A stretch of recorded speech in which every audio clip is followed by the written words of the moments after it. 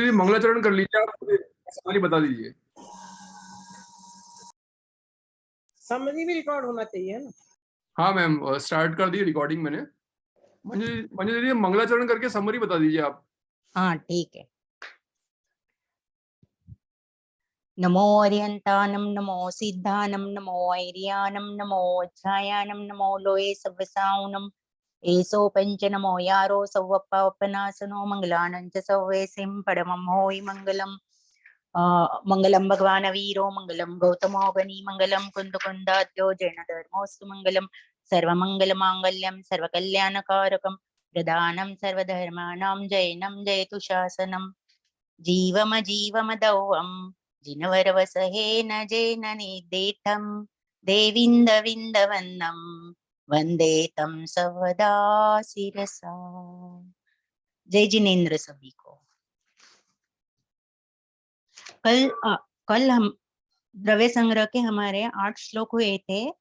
वही 8 गाथा हुई थी। 8 गाथा के बारे में मैं समरी बता रही हूँ। श्री नेमिचंद्र सिद्धांति देव द्वारा रचित द्रव्य संग्रह ग्रंथ में 58 गाथाएं हैं और वह प्राकृत भाषा में निर्देशित की गई है, जो कि उन गाथाओं को 3 अधिकारों में विभाजन किया है। प्रथम अधिकार में तो मंगलाचरण में नेमिचंद्र सिद्धांति देव ने प्रथम तीर्थंकर ऋषभदेव को नतमस्तक होकर नमस्कार किया है। उसके बाद 9 अधिकारों के माध्यम से जीव द्रव्य का स्वरूप समझाया है, क्योंकि पहले तो दुख दूर करने के लिए स्वपर का ज्ञान आवश्यक है ही। इस ज्ञान से ही तो हेय, उपादेय, ध्येय, ज्ञेय क्या है, यह इसका ज्ञान होगा। इस शास्त्र के कथन की विशेषता यह है कि जिन जिन गाथाओं में नए कहे गए हैं, उन गाथाओं में निश्चय और व्यवहार, इन 2 नयों का कथन एक साथ में किया है। इसी नए ज्ञान के साथ साथ 2 प्रकार से भेद ज्ञान भी कराया है। वह इस प्रकार है। एक तो जीव स्वचतुष्टय से है, इसलिए परद्रव्य के द्रव्य क्षेत्र काल भाव से अत्यंत भिन्न है और व्यवहार नय से संयोग रूप और निमित्त रूप है, ऐसा ज्ञान यहाँ कराया गया है। दूसरा भेद ज्ञान स्वयं जीव की ही अशुद्ध पर्याय से भिन्न शुद्ध स्वरूप बताया गया है। इसके लिए प्रथम जीवाधिकार में बताया है कि जीव व्यवहार से 10 प्राणों से जीता है और निश्चय नय से अपने चेतना प्राण से जीता है। जीव यह चेतन द्रव्य है और ज्ञान और दर्शन यह उसके गुण है। जो चैतन्यता है, इसी चैतन्यता का आचरण करके होने वाले जो आत्मा के परिणाम है, उसे उपयोग कहते हैं। उपयोग 2 प्रकार का बताया है, दर्शनोपयोग और ज्ञानोपयोग। दर्शनोपयोग के 4 भेद बताए हैं, चक्षु दर्शन, अचक्षु दर्शन, अवधि दर्शन और केवल दर्शन।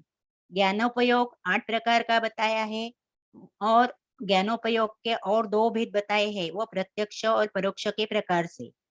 व्यवहार नय से 8 प्रकार का ज्ञान और 4 प्रकार का दर्शन सामान्य से जीव का लक्षण कहा गया है और शुद्ध निश्चय नय से शुद्ध दर्शन और ज्ञान को ही जीव का लक्षण कहा गया है। जीव निश्चय नय से अमूर्तिक होने पर भी व्यवहार नय से जीव को यहाँ मूर्तिक कहा गया है। व्यवहार नय उद्गल कर्म के साथ का अनादि संबंध बतलाता है और निश्चय नय जीव की त्रैकालिक अमूर्तिकता को बताता है। यहाँ कर्ता अधिकार में व्यवहार नय से जीव उद्गल कर्मादि का करता है और अशुद्ध निश्चय नय से चेतन कर्मों का करता है तथा शुद्ध निश्चय नय से शुद्ध ज्ञान और शुद्ध दर्शन स्वरूप चैतन्य आदि भावों का करता है, यह बताया है। जय जिनेन्द्र। सबको समझ में आया? किसी कोई डाउट तो नहीं है? कोई डाउट दीदी ठीक है? तो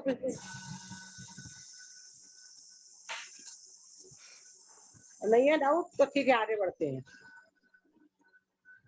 चलिए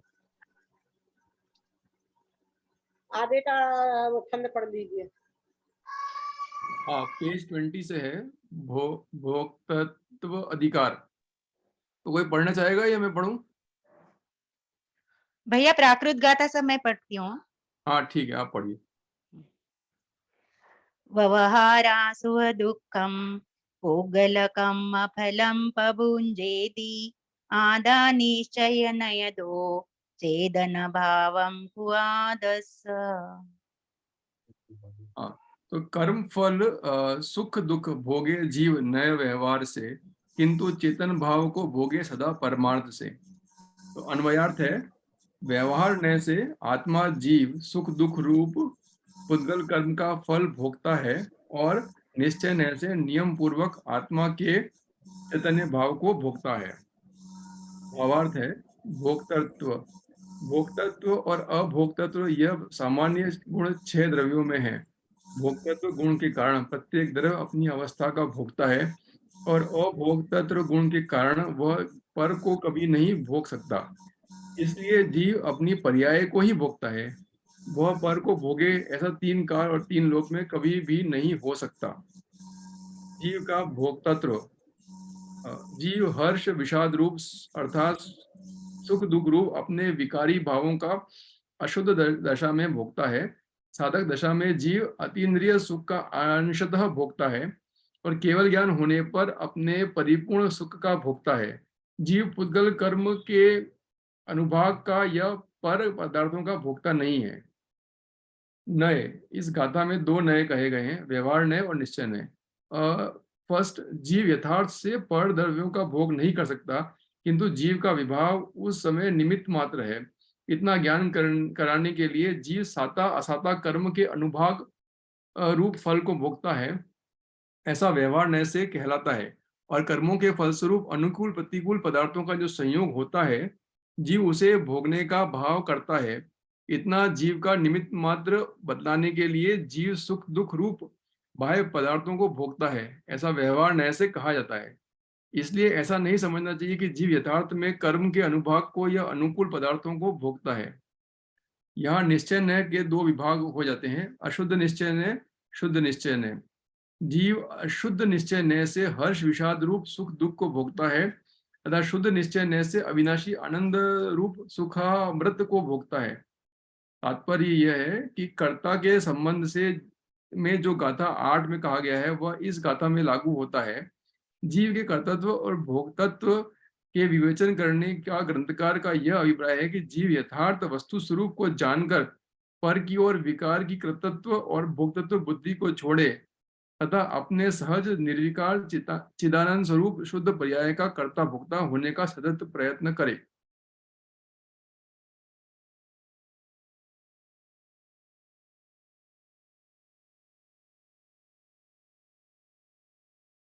मैम ये वाला तो हो गया, आप एक्सप्लेन करोगे इसको?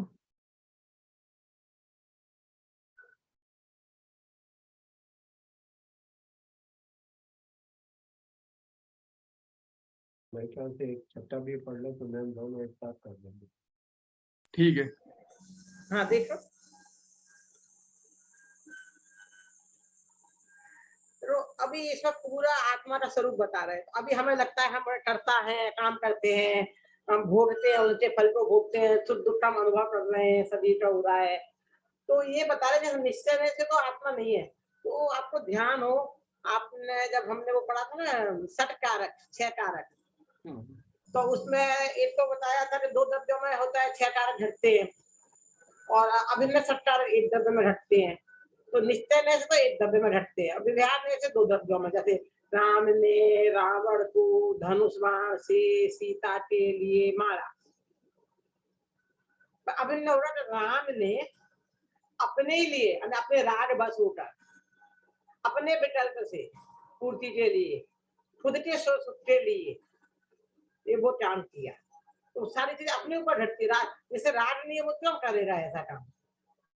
तो आत्मा आत्मा के लिए करता है, दूसरे के लिए नहीं करता है, कर सकता है। तो निश्चय से तो आत्मा चेतना द्वारा कोई घुटता है और दूसरा काम नहीं करता है। तो विव्यार में से जैसे करता है, वैसे विव्यार में से घुटता है। तो विव्यार जैसे निश्चय से तो आंख से देखने के काम करती है, तो आंख ने देखा, तो आंख ने ऑर्डर दिया माइंड को, तो उसने मुंह से बोला, फिर किसी को बताया, फिर हाथ ने एक्शन लिए, किसी को चांटा मारा, तो देखो आंख ने तो देखा था, काम तो आंख ने देखा था, ऑर्डर इसने दिया था और सजा गाल को मिल रही है। गाल ने बेचारे ने कुछ नहीं किया था। और हम एक पूरा देखें तो उसी व्यक्ति की आंख थी, उसी व्यक्ति का माइंड था, उसी व्यक्ति के गाल थे, उसी व्यक्ति के हाथ में भी थी। तो निश्चय में से तो एक ही व्यक्ति ने कार्य किया था, तो सजा उसी व्यक्ति को मिली। और विधान में काम किसी ने किया है तो सजा किसी दूसरे को मिल रही है। समझ रहे? तो ऐसे विहार में से सुख दुख उज्जवल कर्म का जो भोक्ता भी आत्मा को कहा जाता है, निश्चय में से तो सिर्फ आत्मा चेतन भाव को ही भोगता है। क्लियर? अभी कोई डाउट है, कुछ पूछना है? हम ये अशुद्ध निश्चय न्याय क्या होता है? अशुद्ध निश्चय न्याय तो मैंने बताया निश्चय न्याय और विधान में चार भेद है। विधान में के 4 भेद है और निश्चय न्याय के 4 भेद है। तो जो निश्चय के 4 भेद है उसमें एक अशुद्ध निश्चय न्याय जो अशुद्ध पर्यायों को अपना विषय बनाता है। राग देश हमारी अशुद्ध पर्याय है ना, उनको विषय बनाता है, तो वो अशुद्ध निश्चय है। और जो शुद्ध पर्यायों को विषय बनाता है वो शुद्ध निश्चय है। तो शुद्ध निश्चय में के भी 3 भेद है। एक देश शुद्ध निश्चय है, साक्षात शुद्ध निश्चय है और परम शुद्ध निश्चय है। ये सब हम आपको बाद में पढ़ाने वाले हैं। ठीक है, इसलिए उसके विस्तार में अभी नहीं जा रहे, तो बहुत कंफ्यूज हो जाओगे आप। अब इतना समझ लो जैसे कि शुद्ध पर्यायों को विषय बनाए तो शुद्ध निश्चय है, अशुद्ध पर्यायों को, जैसे राग देश अशुद्ध पर्याय है ना, इसलिए। पर राग द्वेष तो फिर व्यवहार नहीं हो जाएगा ना? हाँ, व्यवहार एक अपेक्षा से व्यवहार को उसकी भी क्रिया है। इनका भेद को विषय बनाते हैं तो व्यवहार में, तो अभेद को विषय बनाते हैं तो निश्चय में। अच्छा, वैसे थोड़ा थोड़ा आपको सब कुछ समझ में तो आ रहा है, जिसमें क्वेश्चन आ रहे हैं। मैडम ये अभोक्तत्व गुण क्या होता है? अभोक्तत्व गुण भोगता नहीं, अभोक्तत्व गुण। हाँ हाँ, एक तो भोगने वाला गुण होता है, नहीं भोगने वाला गुण अभोक्ता। वो अपने आप को ही भोग सकता है, एक ऐसा गुण है, और दूसरे को भोग नहीं सकता है, ऐसा भी उसका गुण है। अच्छा, दूसरे को भोग नहीं सकता, ये भी गुण है।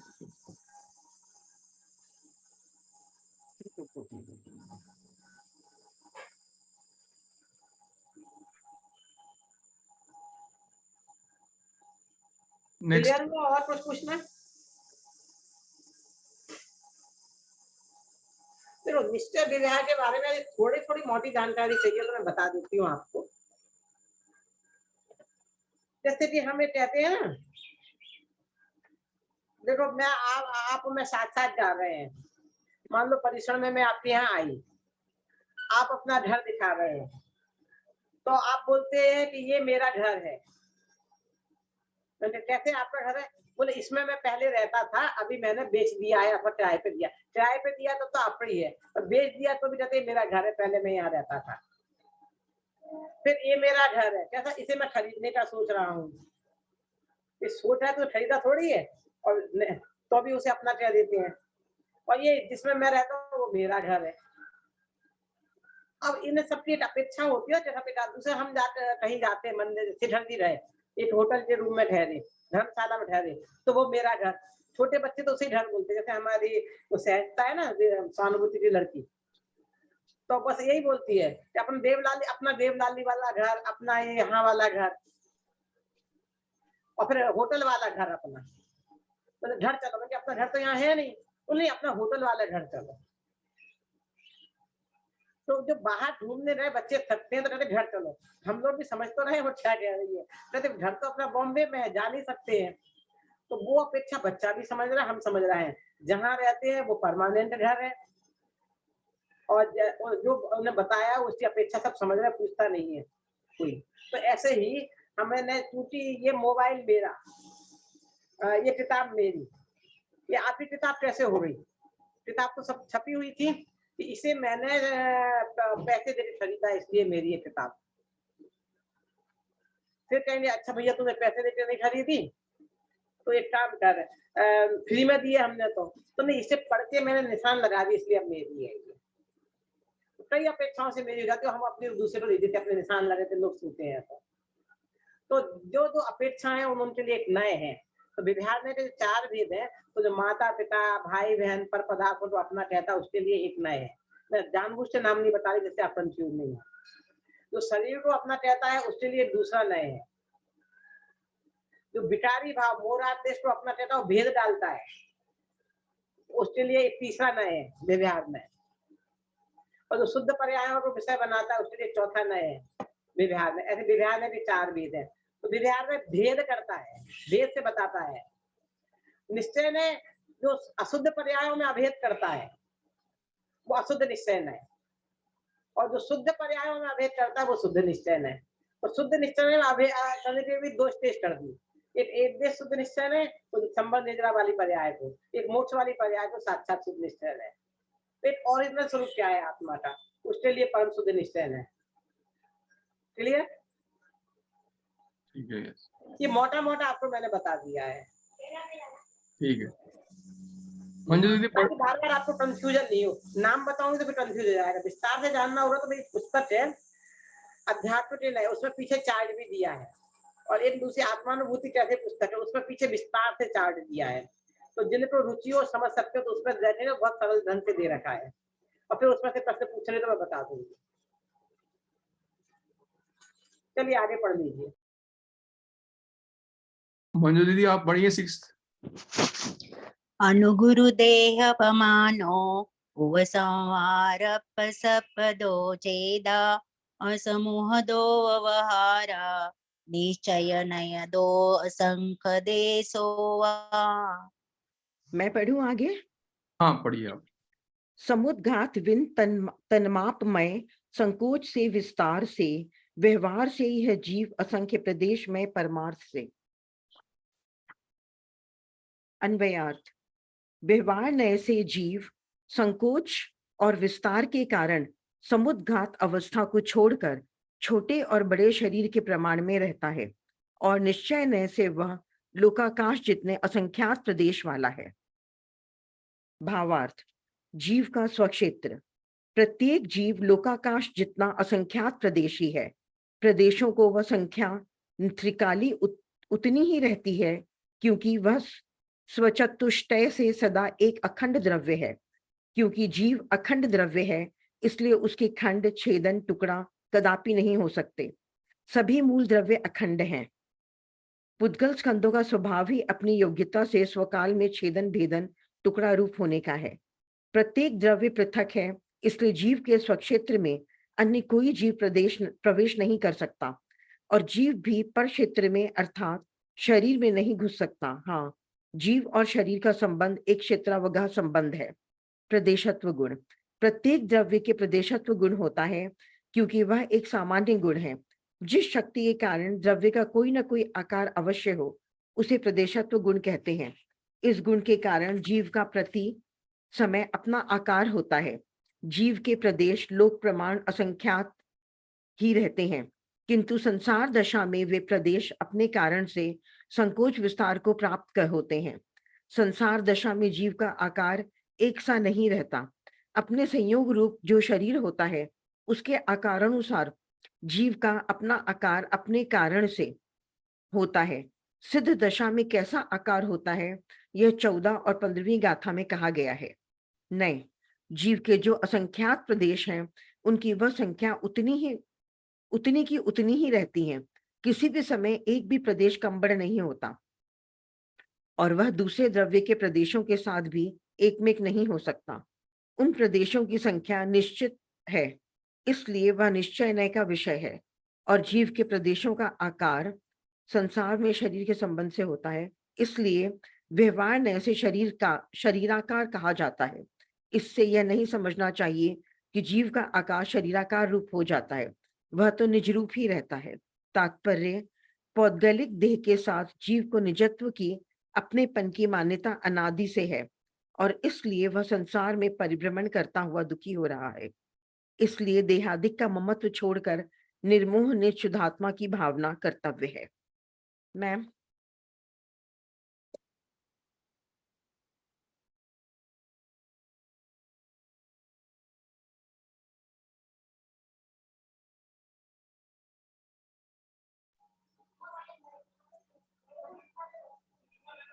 हाँ, स्वदेह प्रमाण, इसमें परिणाम लिखा है तो करेक्शन कर लेना, परिमाण है, परिणाम नहीं है, परिमाणत्व होगा। तो स्वदेह परिमाणत्व अधिकार, हाँ, इसका स्वदेह मतलब है कि जो परिमाणक, आत्मा है अच्छा मानक, वो अपने देह के प्रमाण ही रहती है। तो जितना देह है तो जिस शरीर में आत्मा जाएगी उतना उसका वैसा आकार हो जाएगा, उससे बाहर नहीं होती, उसके अंदर ही रहती है। तो जैसा छोटा शरीर होगा तो लघु आने, छोटा गुरु आने बड़ा। तो चींटी के शरीर में चींटी जितनी आत्मा अपने प्रदेश पे फैल भी जाते हैं, सिकुड़ भी जाते हैं। जैसे रुई है ना, फैल जाती है, सिकुड़ जाती है। पारा है, गैस है, गैस के बलून में डालो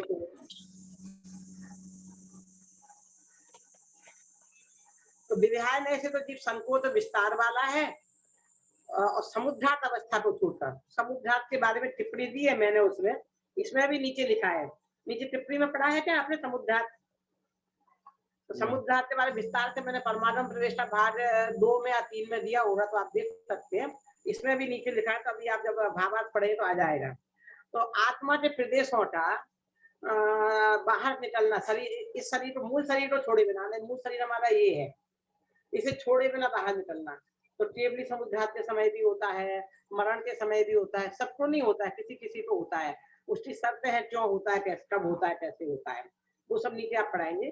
तो समुद्रात अवस्था को छोड़ दें तो छोटे बड़े शरीर में ही रहता है, बाकी नहीं तो सब में फैल जाता है। और निश्चय में से लोकाकाश जितने असंख्यात प्रदेश वाला है, उसका असंख्यात प्रदेश है, और विहार में से जितना फैलता है उतने ज्यादा है। अब इसका एक बार इसका विस्तार से पूरा पढ़ लीजिए, नीचे जो टिप्पणी लिखी है ना वो भी हाँ, पढ़ लेना ठीक है। महाभारत में।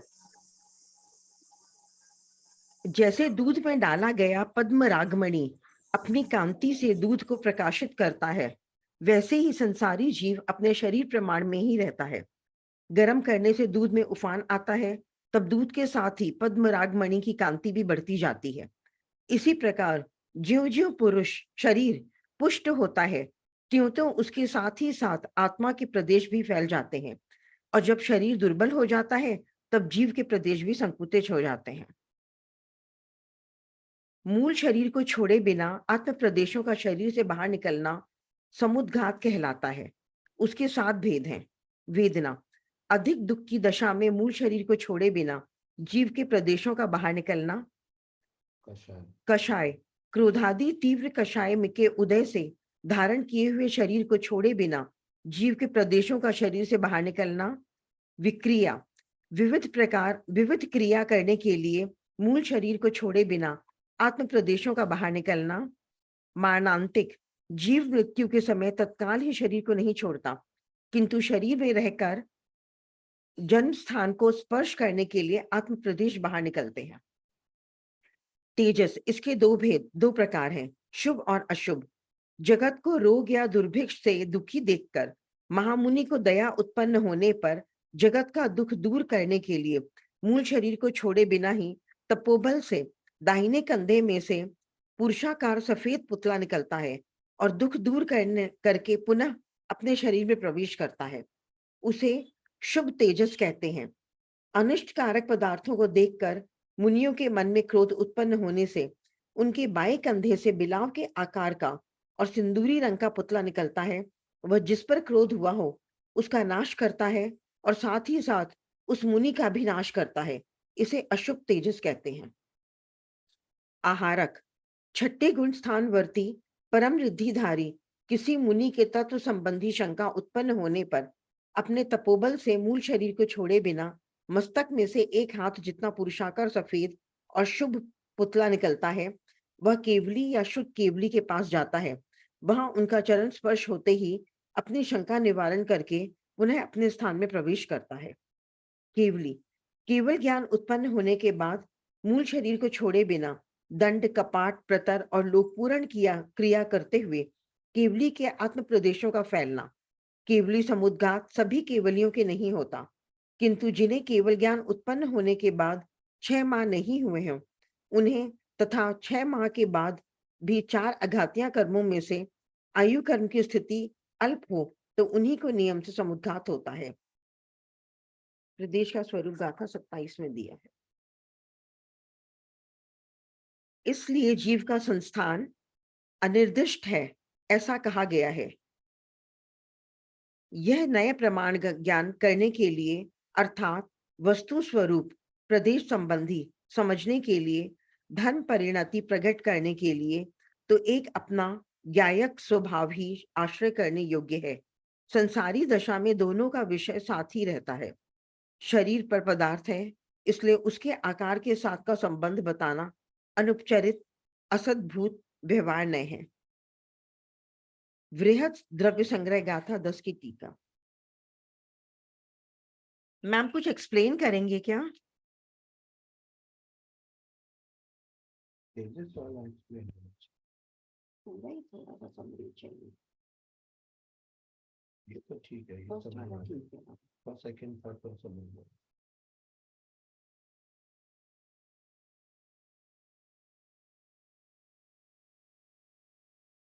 समझ में आ गया सब? कुछ पूछना है? मैम तेजस वाला समझा दीजिए।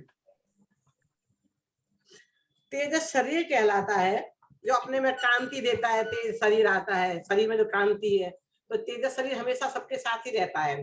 तो जब जो लोग मुनिराज वगैरह तप करते हैं तो उनसे दो तरह के उनके शरीर में और कुछ रिद्धियां पैदा हो जाती हैं। तो दो तरह के तेजस शरीर निकलते हैं, शुभ तेजस और अशुभ तेजस। तो ये बता रहे जैसे कि अपना दीपायन मुनि का सुना था, तो वो उसने आग जल रही थी, पूरी द्वारिका जल रही थी। तो वही बता रहे हैं कि जहाँ आत्म प्रदेश बाहर निकलते हैं तेजस शरीर दो प्रकार, तो किसी मुनि को देखा दया उत्पन्न हुई, तो रोग हुआ, दुर्भिक्ष हुआ, कुछ ऐसी चीजें हुई, तो दूर करने के लिए मूल शरीर को इसमें तो वैसे ही रहते हैं। और तपोपदान तपस्या के बल से दाएं कंधे से, राइट कंधे से जो निकलता है पुरुषाकार सफेद पुतला निकलता है, तो वो दुख दूर करता है और शरीर में वापस आ जाता है। लेकिन जो अशुभ तेजस निकलता है अनिष्टकार पदार्थों को देखकर मुनियों को गुस्सा आ गया, तो वो बिल्ली के आकार का होता है और लाल रंग का होता है, तो बाएं कंधे से निकलता है वो, और जिसका क्रोध उसे नाश कर देता है और खुद स्वयं को भी नाश कर देता है। तो दीपायन मुनि का जिसमें उदाहरण है। तो इस तरह से अशुभ तेजस और अशुभ तेजस दो तरह के उदाहरण है। दीदी अनिर्दिष्ट स्थान यानी संस्थान यानी क्या बताया? दीदी प्रश्न समझ में नहीं आया। अनिर्दिष्ट संस्थान यानी इसमें क्या बताया है? संस्थान बोलते हैं आकार को जिसका आकार कहा नहीं जा सकता है। कहाँ लिखा है? मैम 24 पेज पर जो टिप्पणी है, फर्स्ट टिप्पणी है। हाँ, अनिर्दिष्ट संस्थान का मैंने अर्थ बता दिया है कि जिसके आकार के बारे में कहा नहीं जा सकता है। निर्दिष्टान कहना, अनिर्दिष्टान नहीं कहना। संस्थान मतलब आकार। तो ऐसे आत्मा का हम एक आकार नहीं बता सकते ना, जिस शरीर में जैसे रहता है उसी के आकार का रहता है।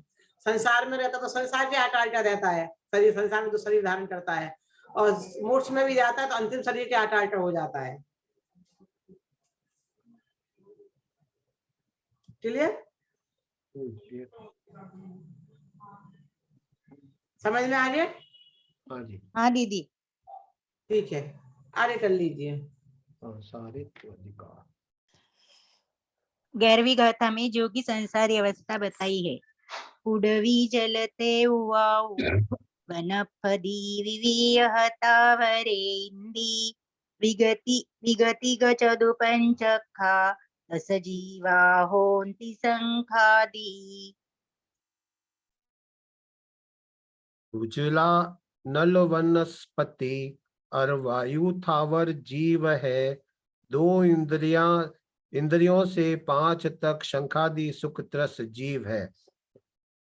अन्वयार्थ: पृथ्वी, जल, अग्नि, वायु और वनस्पति अनेक प्रकार के स्थावर एकंद्रिय जीव और शंख इत्यादि 2 इंद्रिय, त्रिइंद्रिय, चतुरिंद्रिय और पंचेंद्रिय ये त्रस जीव हैं। भावार्थ: सांसारित्व: जीवों की 2 अवस्थाएं हैं, एक सिद्ध और दूसरी संसारी। सिद्ध जीव परिपूर्ण सुखी है। संसारी में जो अज्ञानी है वे अपनी मिथ्या मान्यता के कारण चारों गतियों में परिपूर्ण दुखी है। ये पर पदार्थ में इष्ट अनिष्ट बुद्धि करते हैं।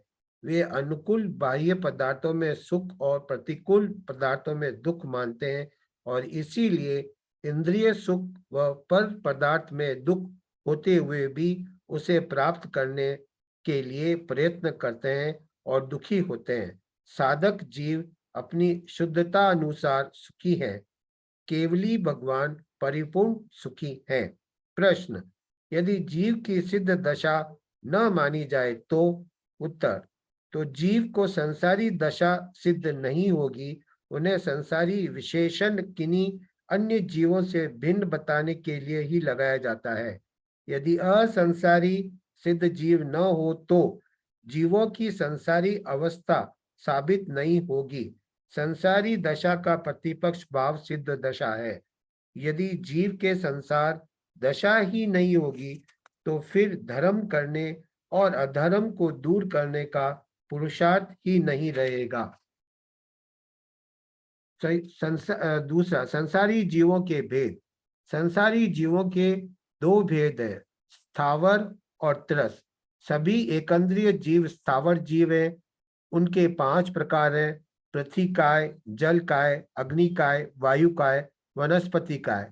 2 इंद्रियों से पंचेंद्रिय तक के जीव त्रस्काय है। शास्त्र कथित यह काय इंद्रियां या मन पुद्गल की पर्याय में है, जीव नहीं, किंतु उनमें रहने वाला तो ज्ञान है, वह जीव है, ऐसा समझना चाहिए। तीसरा, अन्य प्रकार से जीव के भेद। जीव तत्व सामान्यतया एक प्रकार से है, बद्ध और मुक्त यो 2 प्रकार से है। और जब जीवों के 3 प्रकार के भेद कहे जा रहे हैं, पहला असिद्ध, नौ सिद्ध और सिद्ध। यहाँ नौ का अर्थ अल्प है। चौथे गुण स्थान से जीव को नौ सिद्ध कहा जाता है। दूसरा मिथ्या दृष्टि असिद्ध, सम्यक दृष्टि ईशत सिद्ध, पूर्ण रत्नत्रय प्राप्त सिद्ध।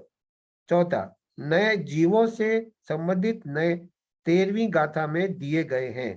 तात्पर्य, विशुद्ध ज्ञान दर्शन स्वभाव निज परमात्मा स्वरूप की भावना से उत्पन्न परमार्थिक सुख से अज्ञात होने के कारण जीव इंद्रिय सुख में रुचि पूर्वक आसक्त होकर एकेंद्रियादि जीवों का वध करता है। इसलिए वह त्रस्त स्थावर होता है। इसलिए उसके नाश के लिए निज परमात्मा की भावना कर्तव्य है, ऐसा समझना चाहिए।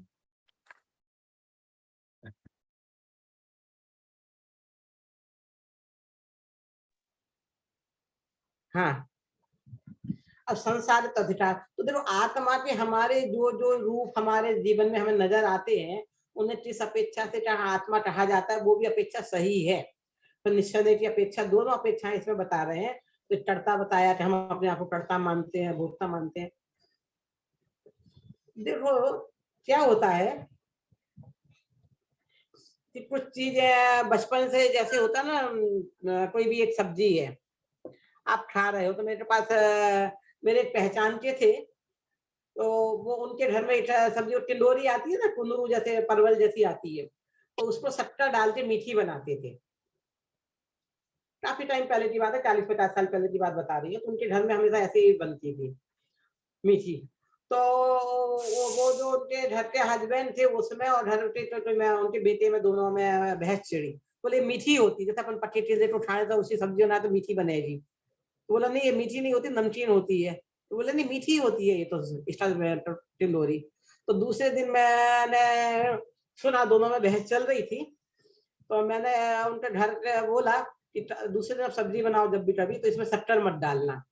तो इनकी बहस का अंत तभी होगा, नहीं तो नहीं होगा। तो उस दिन शक्कर नहीं डाली, सब्जियां बनाई, फिर खाया उन्हें, तब उन्हें समझ में आ गया कि इसका स्वरूप मीठा नहीं है, जो मीठापन आ रहा है वो शक्कर का है। तो अब अनादि से शरीर के साथ हमने आत्मा को देखा है, शरीर के बिना आत्मा रहती नहीं है, बता ही दिया है।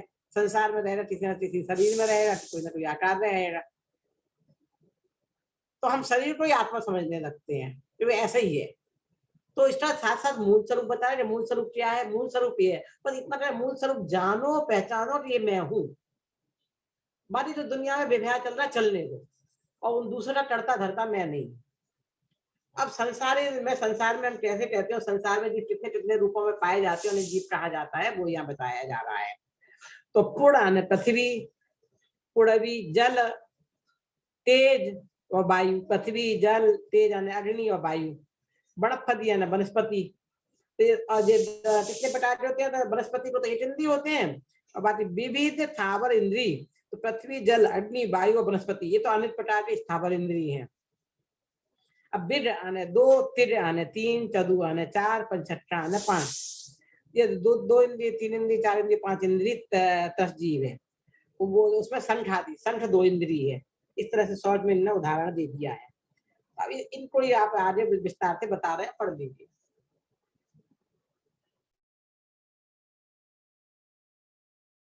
ये मैम ये जो जीव के प्रकार भेद बताए हैं ना, उसमें असिद्ध, नो सिद्ध, सिद्ध, ये थोड़ा बताइएगा, पहला और दूसरा।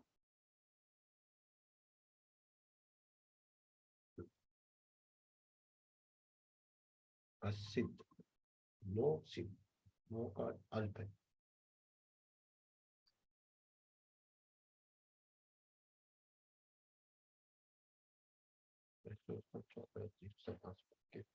मेरे ख्याल से असिद्ध तो मतलब बहिरात्मा हो जाएगा, नो सिद्ध मतलब अंतरात्मा हो जाएगा, और सिद्ध मतलब परमात्मा हो जाएगा, ऐसा लग रहा है। हाँ, लग मुझे भी रहा है, पर मैं कंफर्म कर रही थी। फिर मिथ्या दृष्टि, वो सेम चीज ही लिखा है दूसरे में भी। अच्छा। मिथ्या दृष्टि, असिद्ध, सम्यक दृष्टि, ईशत सिद्ध, पूर्ण रत्नत्रय प्राप्त सिद्ध। तो जो 1 और 2 लिखा है, वो दोनों एक ही चीज लग रही है मुझे। हम्म।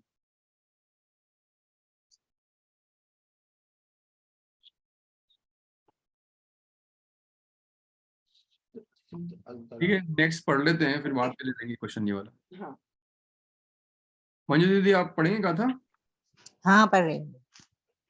इस 12वीं गाथा में 14 जो समास को बताया है। समना मना नेया पंचिंदिय निमना परे सौवे बादर सुमे इंदी सौवे पज्जत इदराय। हाँ, पंचेंद्रिय संगी असंगी शेष सब असंगी ही है।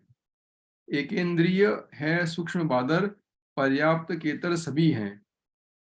तो इसका अन्वयार्थ है, पंचेंद्रिय जीव मन सहित और मन रहित जानना चाहिए, और शेष सब मन रहित जानना चाहिए। उनमें एकेंद्रिय जीव बादर और सूक्ष्म ये 2 प्रकार के हैं, और वे सब पर्याप्त और अपर्याप्त होते हैं। भावार्थ, पंचेंद्रिय जीव के 2 भेद हैं, संगी और असंगी। एकेंद्रिय जीव के भी 2 भेद हैं, बादर और सूक्ष्म।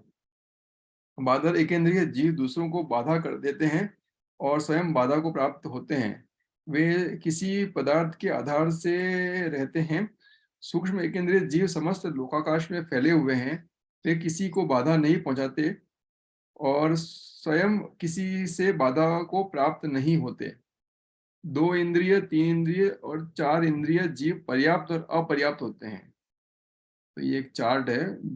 14 जीव समास। त्रस स्थावर, त्रस के 2 भेद सकल और विकल, और सकल के 2 भेद संगी असंगी, और संगी और असंगी के दोनों के 2 भेद है, पर्याप्त और अपर्याप्त। और त्रस में जो विकल है उसके फिर 1, 2, 3 भेद हैं, द्विइंद्रिय, त्रिइंद्रिय, चौरिंद्रिय, और उनके फिर 2 भेद हैं, पर्याप्त और अपर्याप्त। और स्थावर जीव के 2 भेद है, बादर और सूक्ष्म, और बादर के 2 भेद हैं, पर्याप्त अपर्याप्त, और सूक्ष्म में भी 2 भेद यही हैं।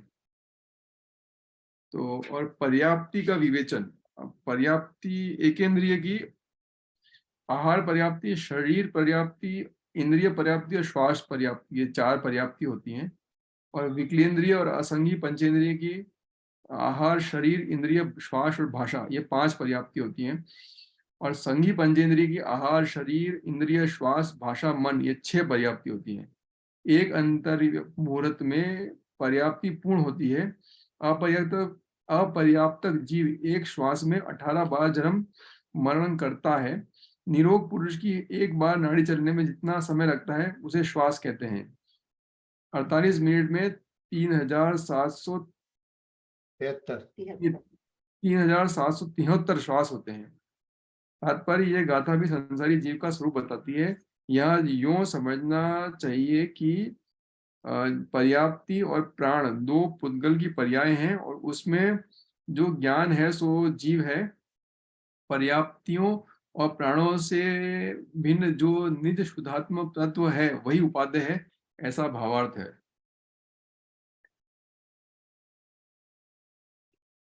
ये जो नीचे लिखा हुआ है वो भी पढ़ देते थे ना। अच्छा ठीक है। 14 मार्गणाएं। गई इंद्रियेषु काये जोगे भेदे वेदे कसायणाणे य संजमदंसण लेसा भविया समत्त सरणी आहारे। अर्थ है इसका, गति, इंद्रियां, काय, योग, वेद, कषाय, ज्ञान, संयम, 5 संयम, एक संयम और एक संयम संयम। भरत जी मैं उसका बोल रही हूँ, पेज नंबर 27 का, क्योंकि वो तो नेक्स्ट हो जाएगा। अच्छा अच्छा ओके ओके। तो 27 का ये है, जैसे मकान। जैसे मकान, घड़ा, वस्त्र आदि वस्तुएं पूर्ण और अपूर्ण होती हैं, उसी प्रकार जीव पर्याप्त और अपर्याप्त होते हैं। आहार, शरीर, इंद्रिय, श्वासोच्छ्वास, भाषा और मन, ये 6 पर्याप्तियां हैं। एक इंद्रिय जीव के 4, 2 इंद्रिय जीव से असंगी पंचेंद्रिय तक के जीवों के 5 और संगी पंचेंद्रियों के जीवों के 6 पर्याप्तियां होती हैं। करेक्ट। बृहद द्रव्य संग्रह। मैम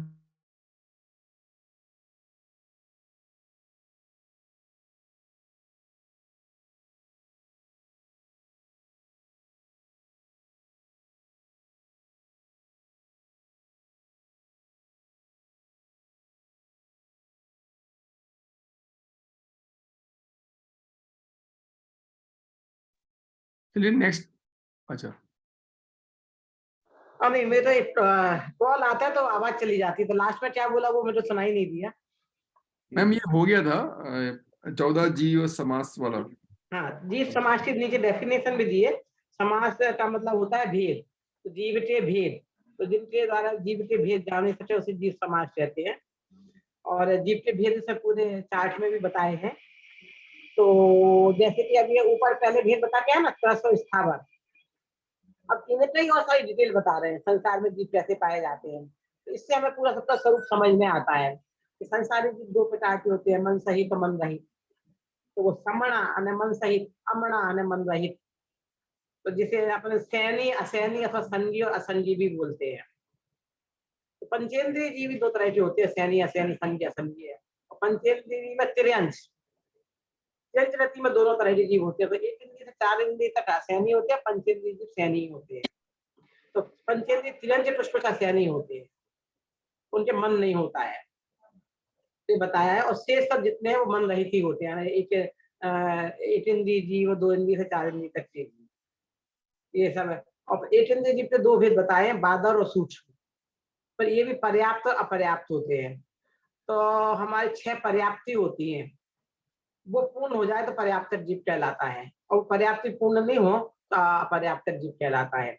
तो इसलिए भी एक मैंने पर्याप्ति अपर्याप्ति के बारे में उसमें लिखा हुआ है, 6 पर्याप्तियों के नाम इसमें दिए हुए हैं। तो ये 6 पर्याप्ति अंतर्मुहूर्त में पूरी हो जाती है। और इसकी जानकारी क्यों जरूरी है कि जो अपने मनुष्य के भाव मिलते हैं ना, पर्याप्त और अपर्याप्त के, तो उसमें 6 पर्याप्ति पूरी हो जाए तो पर्याप्त जीव हो जाता है। आने 48 मिनट से अधिक गर्भ में रह जाए तो पर्याप्त जीव होता है। तो जो 1 महीने के 2 महीने के अबॉर्शन होते हैं उसमें पर्याप्त का भाव जाता है। इसका मतलब ये है, एक आदमी 100 साल तक जिए, 80 साल तक जिए, और एक आदमी पेट में 2 घंटा जिया, दोनों का एक भाव पर्याप्त का चला गया। और पर्याप्त का भाव जाता है वो तो हमें पता ही नहीं चलता। गर्भ में आया 48 मिनट से पहले ये अबॉर्शन हो जाए, वो तो माँ को भी नहीं पता चलता, ना डॉक्टर को पता चलता है अपर्याप्त का अबॉर्शन। और जितने भी अबॉर्शन होते हैं वो सब पर्याप्त के भाव जा रहे हैं, अपने आप हो रहे हैं या कोई करवा रहा है। तो एक जीव का मनुष्य जाति का पर्याप्त का भाव अपन ने उनका समाप्त कर दिया यदि अबॉर्शन कराया तो। पर्याप्तियां क्या होता है? है पर्याप्तियां क्या होता है? ये नीचे लिखा है इसका डेफिनेशन। आहार, शरीर, इंद्रियां, श्वासोच्छ्वास, भाषा और मन, इच्छा पर्याप्तियां हैं। एक इंद्रिय जीव पे 4 होती है, 2 इंद्रिय जीव से संगीत 5 संगीत 6 होती है। तो मन भी है ना, और ये पूर्ण हो जाती है, हमें अंतर्मुखी वाले सब चीजें पूर्ण हो जाती है, तो पर्याप्त कहलाता है। उससे पहले थोड़ी जैसे जो साइंस में जैसे है ना डेवलपमेंट बताते हैं, 1 महीने का बच्चा, 2 महीने का, फिर अब इतना महीना हो तो पूरा अच्छे से बन गया पूरा, अब पूरा उसके आंख का नाक सब बन गया। तो साइंस का तरीका शरीर के हिसाब से बनता है वो है, और अध्यात्म का तरीका है इच्छा पर्याप्त पूर्ण हो गई तो पूर्ण हो गया। मैम ये पर्याप्ति और प्राण में क्या डिफरेंस है? ये अलग है ना, इसमें आहार भी लिया, उसमें आहार नहीं है, ये अलग। जब वो 6 ही है, प्राण 10 है, तो आप टेम्परेचर कर लो उसमें क्या है क्या नहीं है।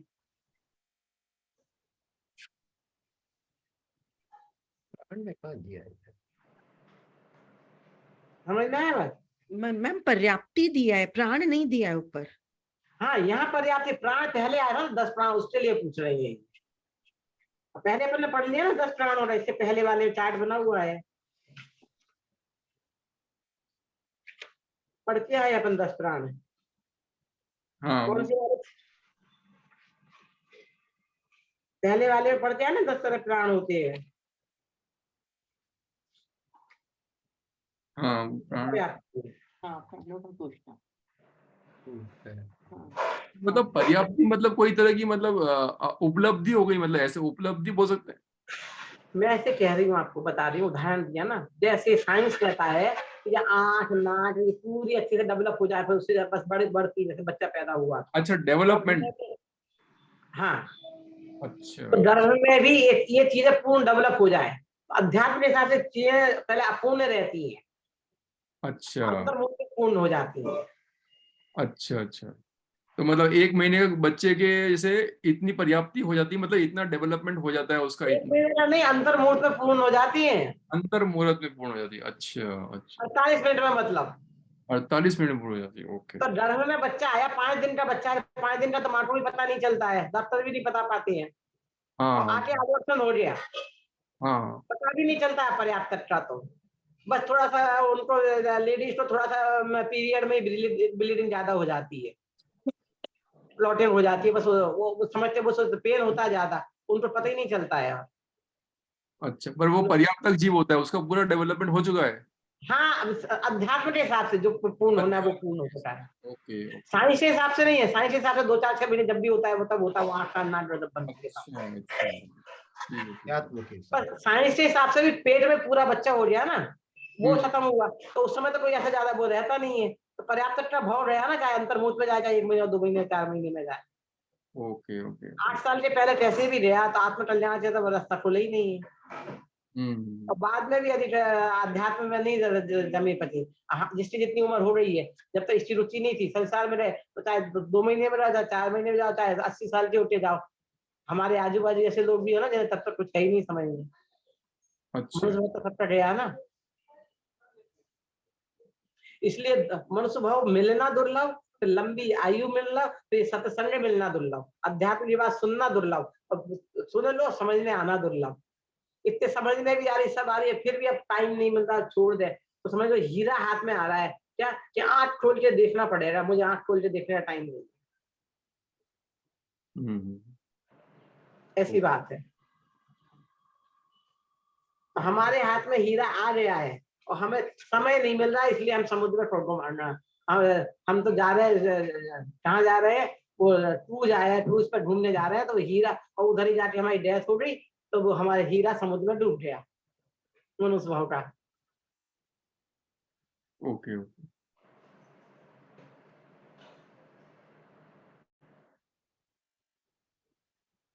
आगे चलें क्या, नेक्स्ट करें? ये जो मैम, ये जो थोड़े से समय में किसी की हो जाती है डेथ और कोई 100 साल जीता है, तो ये किस हिसाब से होता है ये पूर्व भाव में आयु का बंध होता है। तो जब आदमी तीव्र रसायन चढ़ता है, हर चीज में गुस्सा, हर चीज में तीव्रता तीव्रता तीव्रता, मंदता कहीं है ही नहीं, तो तीव्र रसायन में आयु का बंध होता है, तो अल्प आयु का बंध होता है। और मंद रसायन में आयु का बंध होता है, तो तीव्र, मतलब, और इसमें उल्टा है, देवव्रतीटा बंद होगा तो मंद टसाय में होगा, देवव्रतीटा बंद तो वो लंबी आयु होगी। तेज रतीटा मनुष्य रतीटे में ऐसा है, नरक आयु का होगा तो तीव्र में तीव्र लंबी आयु होगी, मंद में मंद होगी। तो जब तीव्र टसायों में अभी आगे कहीं ना कहीं मैंने अभी थोड़े दिन पहले पढ़ा था ऐसी, तो आपको ही पढ़ाया था, कहाँ आया था कि तीव्र टसाय में जहाँ मोशमा पिटासक में, तो तीव्र टसाय में जब बंद होता है तो अल्पायु का बंद होता है, मनुष्य त्रिंजतीटा। और नरक देवता आप लोगों ने पढ़ा होगा, आपने दूसरी क्लास में आपको मोशमा पिटासक है क्या, पहला दूसरा दिया है? हाँ मैम पढ़ा था, मोक्ष मार्ग प्रकाशन पढ़ा था। पढ़ा था ना ये आयु का। हाँ हाँ, तो ये आयु का बंद ऐसा है। तो अब ये हम दो लोग, कुछ लोग देखो बुढ़ापा आता, पहले तो बहुत शांत स्वभाव के रहते हैं, और बुढ़ापे में एकदम उनकी तीव्र टसाएं होने लगती है, बहुत चिड़चिड़े या बहुत गुस्सैल और ऐसे हो जाते हैं। हम्म। तो अगला भाव में उनकी कोई आयु ऐसी बन रही है, एक तो अल्पा नारद रति की बनेगी तो लंबी बनेगी, और तिरंज रति की बनेगी तो लंबी, मनुष्य रति की बनेगी तो अल्पायु बनेगी। ठीक है। तो अल्पायु का मतलब 7-8 साल ही नहीं है। आप यदि लंबी आयु 80 साल समझ रहे, 90 साल समझ रहे, तो आदमी 40-50 में जा रहा है तो वो भी एक अल्पायु हो गया ना। हमने लंबी आयु जैसे माना, जिससे जाने जिस आयु को पूर्ण प्राप्त कर लिया उसे हमने समझा, और दूसरा जिन्होंने अपना आत्म कर लिया उसने कर लिया, चलो जितनी मिली, टोडरमल जी की थी जो मिली 47 साल, तो उनने अपना आत्म कल्याण कर लिया, समय दृष्टि की प्राप्ति हो रही, तो जगत का उद्धार कर, जितना हुआ हुआ, नहीं तो नहीं हुआ। पर उनकी भी आयु का बंद यदि कम है तो पूर्व होम में तीव्र टसाय में आयु का बंद हुआ होगा। जो भी 40-45 में जा रहे हैं ऐसे जा रहे हैं, और सब चीजें अच्छी थी, सब चीजें अच्छी मिल रही है उनको, सारे संयोग अच्छे मिल रहे हैं, तत्व का संयोग मिल गया। ओके ठीक है।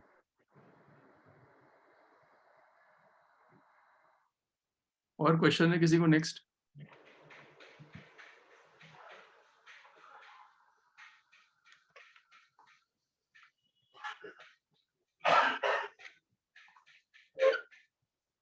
चलो आगे पर्याप्तियों का पूरा भावार्थ दिया तो है इसमें, भावार्थ से पर्याप्तियों का पढ़ लो। हाँ मैम पढ़ लिया था। ये एक क्वेश्चन इसमें था, ये बादर एकंद्रीय जीव दूसरों को बाधा देते हैं, इसका क्या मतलब है, एवं स्वयं बाधा को? हाँ, इसका मतलब ये है, सूक्ष्म होती है तो दीवार से सबके आर पार हमें निकल भी जाए पता नहीं चलेगा, बाद स्थूल होने तो यहाँ जैसे हाथ आए तो यहाँ अटक गए, रुक गए। अच्छा। जैसे दीवार आई तो हमको रुक जाते हैं, हम चल रहे हैं, तो गाय बिल्ली वगैरह बैठे हैं तो हम टकरा जाके गिर जाएंगे, सूक्ष्म होंगे तो निकल जाएंगे, पता ही नहीं चलेगा टकरा के ऐसे।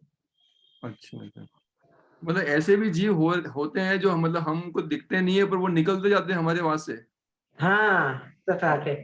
अच्छा। अभी आप जैसे देखो, जब जिसके घर में धूप आए ऐसे पता नहीं चलता है, पर जैसे हम पुराने हट में जाओ, यहाँ जाओ तो धूप किसी होल में से आती है, तो हाँ उस हाँ धूप की लाइन में कितने अपने को कीटाणु उड़ते उड़ते नजर आते हैं, हाँ। हम निकल जाए तो कुछ नहीं होता है, तो वो हाँ। धूल के टने वैसे जीव भी होते हैं। अच्छा ठीक है। और जैसे ये सूक्ष्म एकेंद्रीय जीव समस्त लोकाकाश में फैले हुए हैं, तो ये हाँ सिद्ध शिला है, सिद्ध शिला के अंदर भी वहां पे भी ये ऐसे होते हैं? हाँ, वही तो सिद्ध सलाह में जाके सुख थोड़ी है, अपने अंदर में सुख वहां जाके विराजमान हो रहे हैं, वहाँ एक जीव है महादुखी है। अच्छा वहां पे भी जीव है मतलब। ठीक है। और क्वेश्चन है किसी को? मंजू दीदी आप अगर पढ़ लीजिए नेक्स्ट। इस 13वीं गाथा में मार्गना व गुणस्थान की अपेक्षा जीव के भेद बताए हैं। मग्गन गुण ठाने ही 14 ही हवंति तः असुदनया विन्नेया संसारी सवे शुद्धा वसुदनया।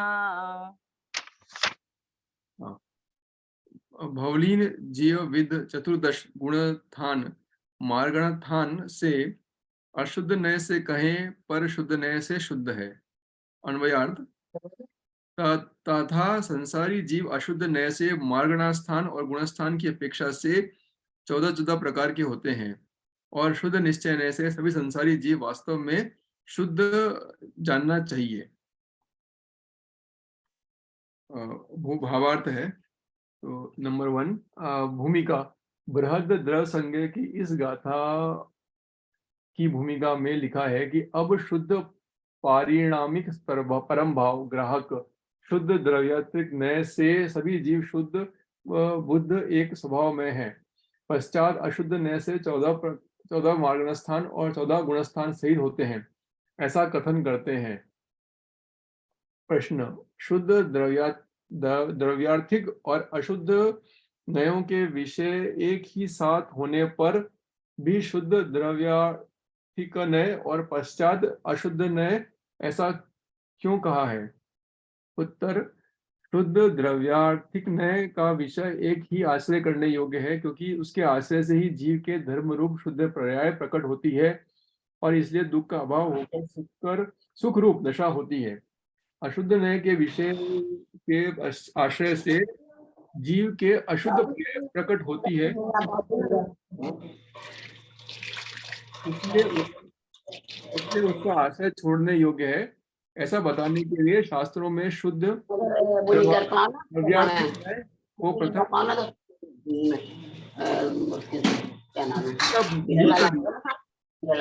म्यूट कर दीजिए। भरत डिस्टरबेंस आ रही है। हाँ नीरज जी आप म्यूट कर दीजिए, नीरज जी आप म्यूट कर दीजिए। अशुद्ध नय के विषय के आश्रय से जीव के अशुद्ध पर्याय प्रकट होती है, इसलिए उसका आश्रय छोड़ने योग्य है। ऐसा बताने के लिए शास्त्रों में शुद्ध द्रव्यार्थिक नय को प्रथम और अशुद्ध नय व्यवहार नय को पश्चात कहा जाता है। सेकंड, शुद्ध पारिणामिक परम भाव। पारिणामिक का अर्थ सहज स्वभाव है। उत्पाद व्यय रहित ध्रुव्य एक रूप स्थिर रहने वाले भाव पारिणामिक भाव है। पारिणामिक भाव सभी जीवों के सामान्य होता है, अर्थात सभी जीव त्रिकाल अनादि अनंत ध्रुव रूप से शक्ति रूप से शुद्ध हैं। औदैहिक, औपशमिक, शायोपशमिक और शायिक इन चारों भावों से रहित जो भाव है सो पारिणामिक भाव है। द्रव्य निज को धारण कर रखता है, अर्थात स्वयं विद्यमान रहता है, इसलिए उसे परिणाम कहते हैं। ऐसे परिणाम स्वरूप भाव को परिणामिक भाव कहा जाता है। इन पांचों भावों में कर्मोपधि की 4 दशाएं उदय, उपशम, शायोपशम और क्षय जिनका निमित्त कारण है, ऐसे 4 भाव हैं जिनमें कर्मोपाधि रूप निमित्त किंचित मात्र नहीं है, मात्र द्रव्य स्वभाव ही जिसका कारण है, ऐसा एक पारिणामिक भाव है। यह भाव त्रिकाल शुद्ध और परम है, इसलिए इसे शुद्ध पारिणामिक परम भाव कहते हैं, क्योंकि उसके आश्रय से जीव के शुद्ध पर्याय प्रकट होती है। दूसरे 4 भावों को अपरम भाव कहते हैं, क्योंकि उसके आश्रय से जीव को अशुद्ध पर्याय प्रकट होती है। नंबर 3, समस्त कर्म रूपी विश्व वृक्ष को उखाड़ फेंकने में समर्थ ऐसा यह परम भाव त्रिकाल निरावरण है। नंबर 3 पॉइंट, सव्य शुद्धा शुद्धनया। शुद्ध नय से सभी जीव वास्तव में शुद्ध हैं। यहाँ शुद्ध नय का अर्थ द्रव्यार्थिक नय है। इस दृष्टि से देखने पर सभी जीव शुद्ध गायक स्वभाव के धारक हैं। मात्र पर्याय दृष्टि से जीवों की पर्याय में तारतम्य होते हैं। ये बतलाते हैं कि यहाँ उसे अशुद्ध नय का विषय कहा जाता है। उन पर्यायों को जीव स्वयं स्वतः पर से निरपेक्षता या निश्चय नय से करता है। कर्म का निमित्त होने पर भी कर्म उन्हें करता नहीं है, इसलिए पर से उसका भेद ज्ञान कराने के लिए अशुद्ध नय कहा जाता है। और शुद्ध नय की अपेक्षा से अशुद्ध नय भी व्यवहार शुद्ध नय की अपेक्षा से अशुद्ध नय भी व्यवहार नय है, ऐसा समझना चाहिए। इसलिए श्री समय सार की 46वीं गाथा में मार्गणस्थान, गुणस्थान आदि भावों को व्यवहार नय का विषय कहा है। नंबर 4, मार्गणस्थान। जिन धर्म विशेषों से जीवों का अन्वेषण किया जाता है, उन धर्म विशेषणों को मार्गणा कहते हैं। उनके 14 स्थान भेद हैं। उनके नाम हैं गति, इंद्रिय, काया, योग, वेद, कषाय, ज्ञान, संयम, दर्शन, लेश्या, भव्यत्व, सम्यक्त्व, संज्ञत्व और आहारत्व। ये सब भगवान परमात्मा के शुद्ध निश्चय नय के बल से नहीं है, अपितु अशुद्ध नय से है। और नंबर 5, गुणस्थान। मोह और योग के सद्भाव से या अभाव से जीव के श्रद्धा, चारित्र, योग आदि चरित्र गुणों की तारतम्यता रूप अवस्था विशेष को गुणस्थान कहते हैं। इसके भी 14 भेद हैं। यह 14 भेद भगवान परमात्मा के शुद्ध निश्चय बल नय के बल से नहीं है, किंतु अशुद्ध नय से है, ऐसा गाथा का अर्थ समझना चाहिए। तात्पर्य, जीव को तो परमार्थ से चैतन्य शक्ति मात्र है, वह अविनाशी होने से शुद्ध पारिणामिक भाव कहलाता है। वह भाव ध्येय है, ध्यान करने योग्य है, किंतु वह ध्यान रूप नहीं है, क्योंकि ध्यान पर्याय विनश्वर है और शुद्ध पारिणामिक भाव द्रव्य स्वरूप है, इसलिए वह अविनाशी है, इसलिए वही आश्रय करने योग्य है, ऐसा समझना चाहिए।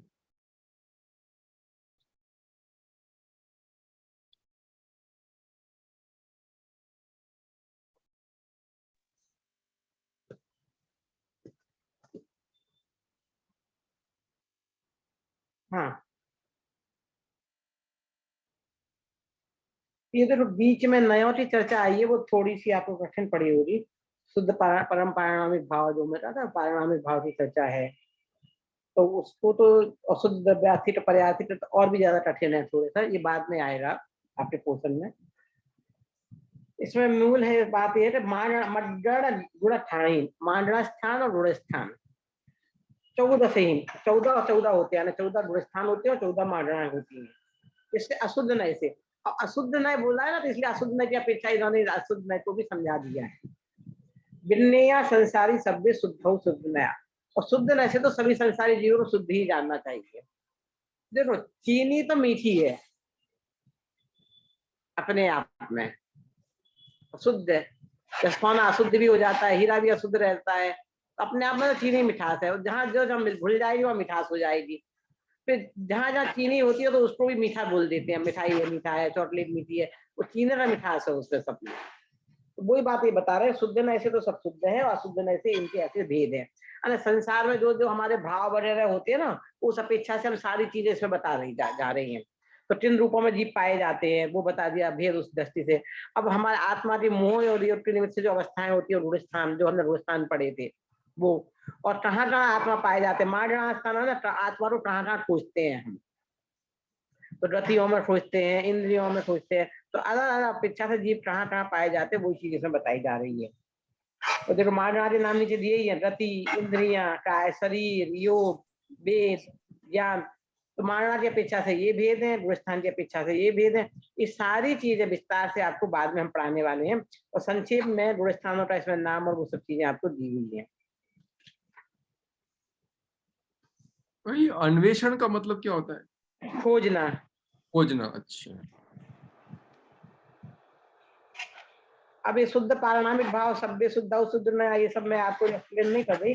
मांड स्थान के बारे में आपको यहाँ बता ही दिया था क्या बोलते मांड स्थान को, और गुण स्थान का बता दिया।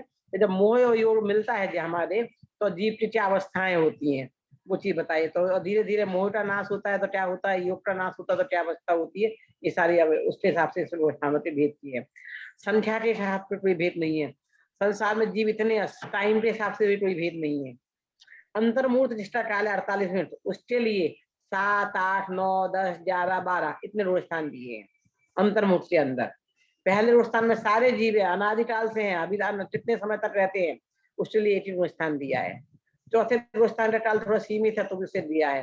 तो भावों की अपेक्षा कौन सा भाव कितने समय रहता है, कहाँ सिद्धांत वैसे ही दी है। ठीक है, अब और कुछ पूछना हो तो पूछ लीजिए।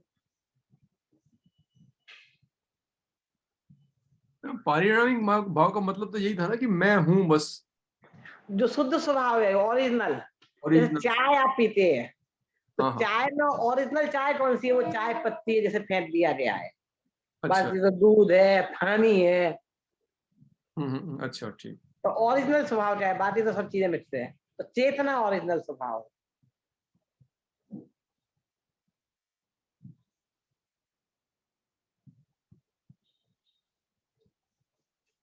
ठीक, ये मैम ये शुद्ध द्रव्यार्थिक नय और पश्चात अशुद्ध नय, हाँ। अंतर है। अब आप इसमें मत पढ़ो, द्रव्यार्थिक, इसमें 2 अलग अलग किताबें हैं मेरी इस पे। अध्यात्म की नई किताब है, उसमें अशुद्ध नय की चर्चा है, और द्रव्यार्थिक पर्यार्थिक नय की किताब का नाम है आगम के नय। वो सब आपको पोर्शन में आने वाली है थर्ड फोर्थ सेमेस्टर में, मतलब छठा सातवें सेमेस्टर में आएगी, तीसरे साल में। समझ में आया? तो आगम के नए में जब व्याथिर और पर्यायथिक नहीं होते हमने, और निश्चय अध्यात्म के नए में निश्चय विभ्यास नहीं, उसमें एक अशुद्ध निश्चय नहीं है। अशुद्ध निश्चय को अशुद्ध नहीं भी कह दिया शॉर्ट में।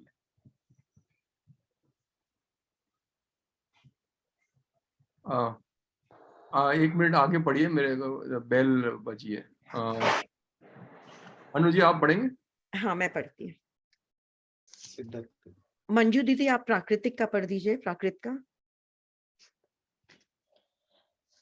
14वीं गाथा में जीव की सिद्धत्व और ऊर्ध्वगमनत्व अवस्था बताई गई है। निकम्मा अट्ठगुना किंचुना चरम देह तो सीधा लोयगठिदा निच्चा उपादव एहिम संयुक्ता। उत्पाद व्यय संयुक्त अंतिम देह से कुछ न्यून है। लोकाग्रथित निष्कर्म शाश्वत अष्टगुणमय सिद्ध है। अन्वयार्थ, ज्ञाना वर्णादि अष्टकर्म रहित सम्यक्तवादी अष्टगुण सहित अंतिम शरीर से कुछ न्यून लोक के अग्रभाग में स्थित ध्रुव अविनाशी उत्पाद और व्यय से सहित जीव सिद्ध हैं। भावार्थ, सिद्ध भगवान को प्रकट हुए 8 गुण पर्याय यथार्थ में सिद्धों के 8 गुण ही नहीं किंतु अनंत गुण प्रकट हो गए हैं। तथापि 8 गुणों का वर्णन मध्यम रुचि वाले शिष्यों की अपेक्षा से किया है।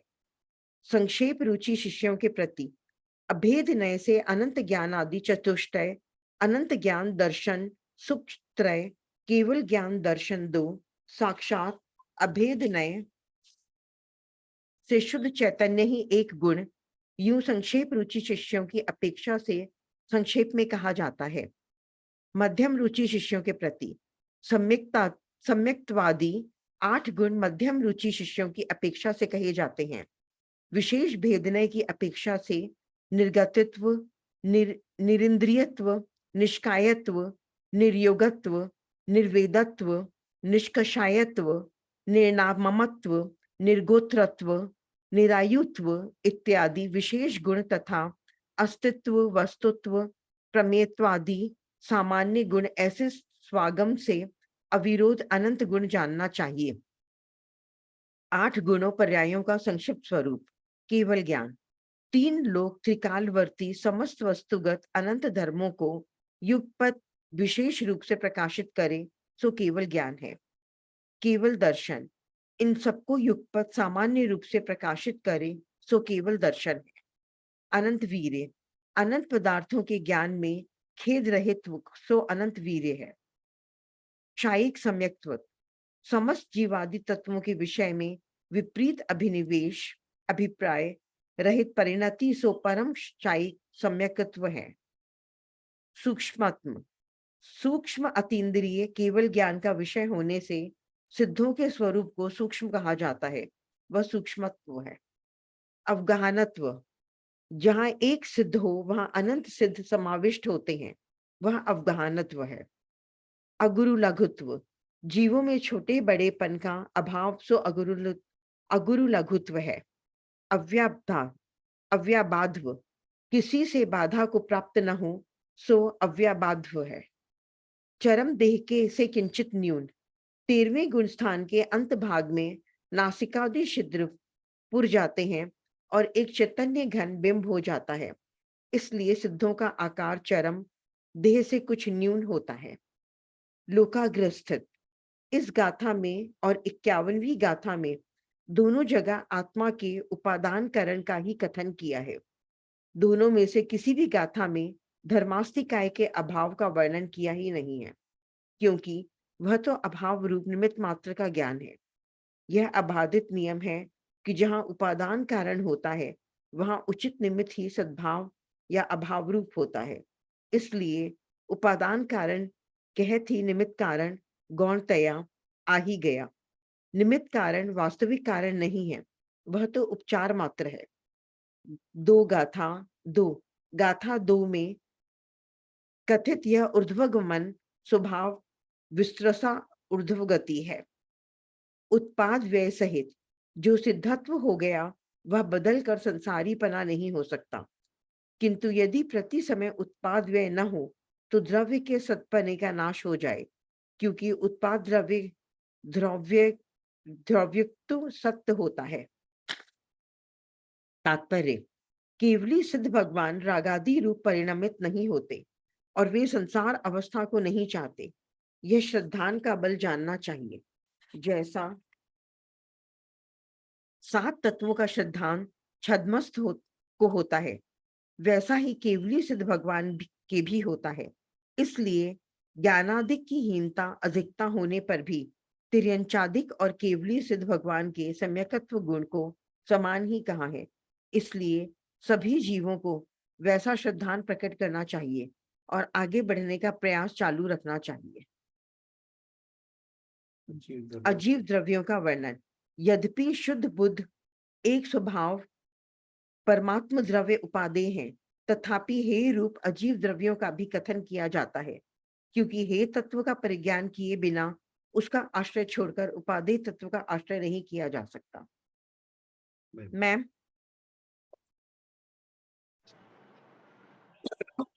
हाँ देखो, अभी तक अपन ने जीव द्रव्यों का पढ़ा था। जो यहाँ जीव द्रव्य का लास्ट में यहाँ खत्म हो रहा है, यहाँ सिद्ध का वर्णन बता दिया है। आज संसारी जीव में संसार की अवस्था बता दी है, सिद्ध की बता रहे हैं कि सिद्ध जीव कैसे होते हैं। निष्कम्मा, कर्म से रहित है। निष्कम्मा था हिंदी में क्या हो रहा, निकम्मा।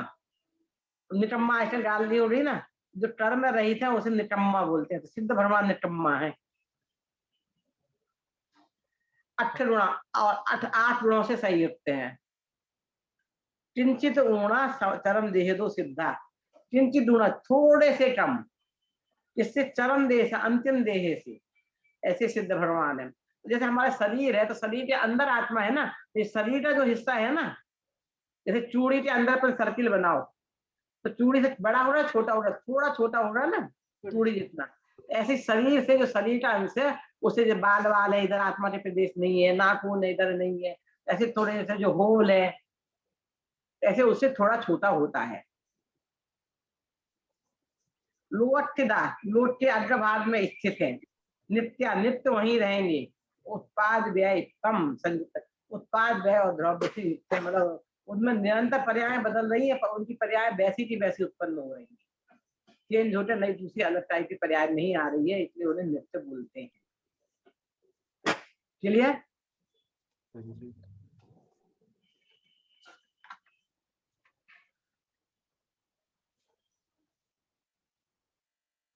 अब आपने जो पढ़ा था उसमें से कुछ डाउट है, कुछ पूछना हो तो बता दीजिए।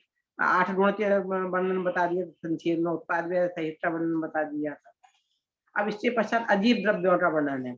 अजीब द्रव्यों में पुद्गल, धर्म, अधर्म, आकाश काल सभी का है। तो सबसे पहले अजीब तत्व की बात है, पुद्गल तत्व की बात करेंगे, फिर पुद्गल की पर्याय वगैरह सब बताएंगे। 8 गुण तो वही हुए ना, ज्ञान, दर्शन और चारित्र और अंतराय। इसमें नाम दिए है ना, केवल ज्ञान, केवल दर्शन, अनंत वीर, छाई सम्यक सूक्ष्म, 8 गुणों के नाम दिए। अच्छा, हाँ अच्छा, ये जो अपने सिद्ध की डेफिनेशन में पढ़े थे ना, 8 गुण प्रकट हो जाते हैं। अच्छा अच्छा।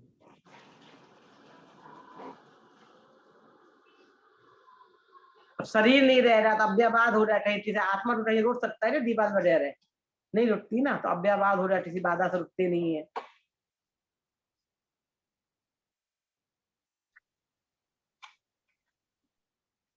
अब अजीब तत्व के भेद पुद्गल पढ़ लीजिए आप। इसमें अजीब तत्व कौन कौन से उसमें नाम बताएंगे, तो उसमें पुद्गल द्रव्य के बता देंगे। ये समझ में नहीं आया, उत्पाद व्यय सिद्ध, सिद्ध में भी उत्पाद व्यय होता है? हो रहा है ना, तो वस्तु का स्वरूप है ना। पर जैसे देखो हमारे घर में आप नया नया कपड़ा लाए, नई नई टेबल लाए, सब में चेंज हो रहा है, तो थोड़ा थोड़ा चेंज। जैसे कि आप सोफा लाए, कपड़े का सोफा आपने बनाया, ऐसा हाथ टच किया वो रंधा हुआ, पर आपको समझ में नहीं आता है। एक बार हाथ टच किया समझ में नहीं आया, और 100 बार टच किया तो रंधा हुआ, तो 100 भी टच से रंधा हुआ है क्या? हर बार थोड़ा थोड़ा रंधा हुआ है। पर हमें वो समझ में नहीं आता है। जब उसको बहुत ज्यादा दंदरी दिखती है तो समझ में आती है। हम समझ में आया बात? तो ऐसे ही उत्पाद में तो उनकी पर्याय वैसी की वैसी उत्पन्न हो रही है दूसरी, तो चेंज समझ में नहीं आता, बदल के हमारी नई दूसरी आती है। अभी जैसे कि आपको वैसी की वैसी पर्याय आपकी भी रोज आ रही है ना। हमारे घर में बच्चा है, किसी घर में बच्चा पैदा हुआ, तो देखना पहले 7 दिन में बहुत जल्दी बढ़ता है, अब तो पहले 10 दिन में बहुत ज्यादा बढ़ता है, फिर पहले महीने में ज्यादा बढ़ता है। पर हम बच्चा बढ़ना नहीं, हम क्या बोलते, कपड़े छोटे हो गए। हमें बच्चा रोज बढ़ रहा है वो तो, पर हमें बच्चा का बढ़ना रोज देखते तो हमें समझ में नहीं आता है। जब कपड़े छोटे होते हैं तो हमें समझ में आता है कि अरे यार इतना था इतना था, अब बड़ा हो गया। तो प्रतिपल बढ़ा है ना, प्रतिपल चेंज हुआ है ना। 25 साल का बच्चा 25 साल का कितने दिन में 25 साल का हुआ है? 25 साल में 25 साल का हुआ है। चिंतन में वो हमें ऐसा लगता है कल ही तो पैदा हुआ था, कल की बात है। तो उसमें उनकी पर्याय वैसी की वैसी होती है तो हमें समझ में नहीं आती है। हमारी पर्याय बदल जाती, जब तक वैसी की वैसी है। आपको जब तक पैसे वैसे के वैसे मिल रहे नहीं है, जिस दिन कम पैसे मिलेंगे तो लगता है कि अब कम। तो पुण्य का उदय भी लंबा चलता है, पाप का उदय भी लंबा चलता है। तो समय का चक्र है, ऊपर नीचे है। आज हम ऊपर है, कल नीचे, आज नीचे कल ऊपर होंगे, इस दम पे तो जी रहे हैं। उनकी ऐसी पर्याय है। उसमें उत्पाद और व्यय क्या हुआ? किस चीज का उत्पाद? उत्पन्न होना, व्यय आना, नष्ट होना। पूर्व पर्याय का व्यय हुआ, नई पर्याय उत्पन्न हुई। पर उत्पाद व्यय तो जैसे जहाँ पुद्गल होगा उसका ही होगा ना। आत्मा में भी होते हैं, हर द्रव्य में होते हैं, हर द्रव्य में, काल में भी होते हैं।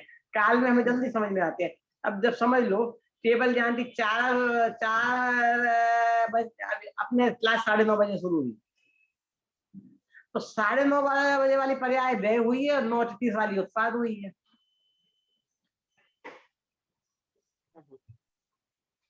हमारी भी 1.5 घंटे की पर्याय चली रही ना, तो हमें चेंज समझ में आता है। ज्ञान में चेंज समझ में आ रही, ज्ञान हमारा बढ़ गया। पर इस शरीर में तो चेंज समझ में आ रहा। हाँ, शरीर में चेंज कब समझ में आता है? जब आपके शरीर में दर्द हो रहा है तो थोड़ा सा कुछ नहीं लगता, नहीं तो चेंज। अच्छा अच्छा।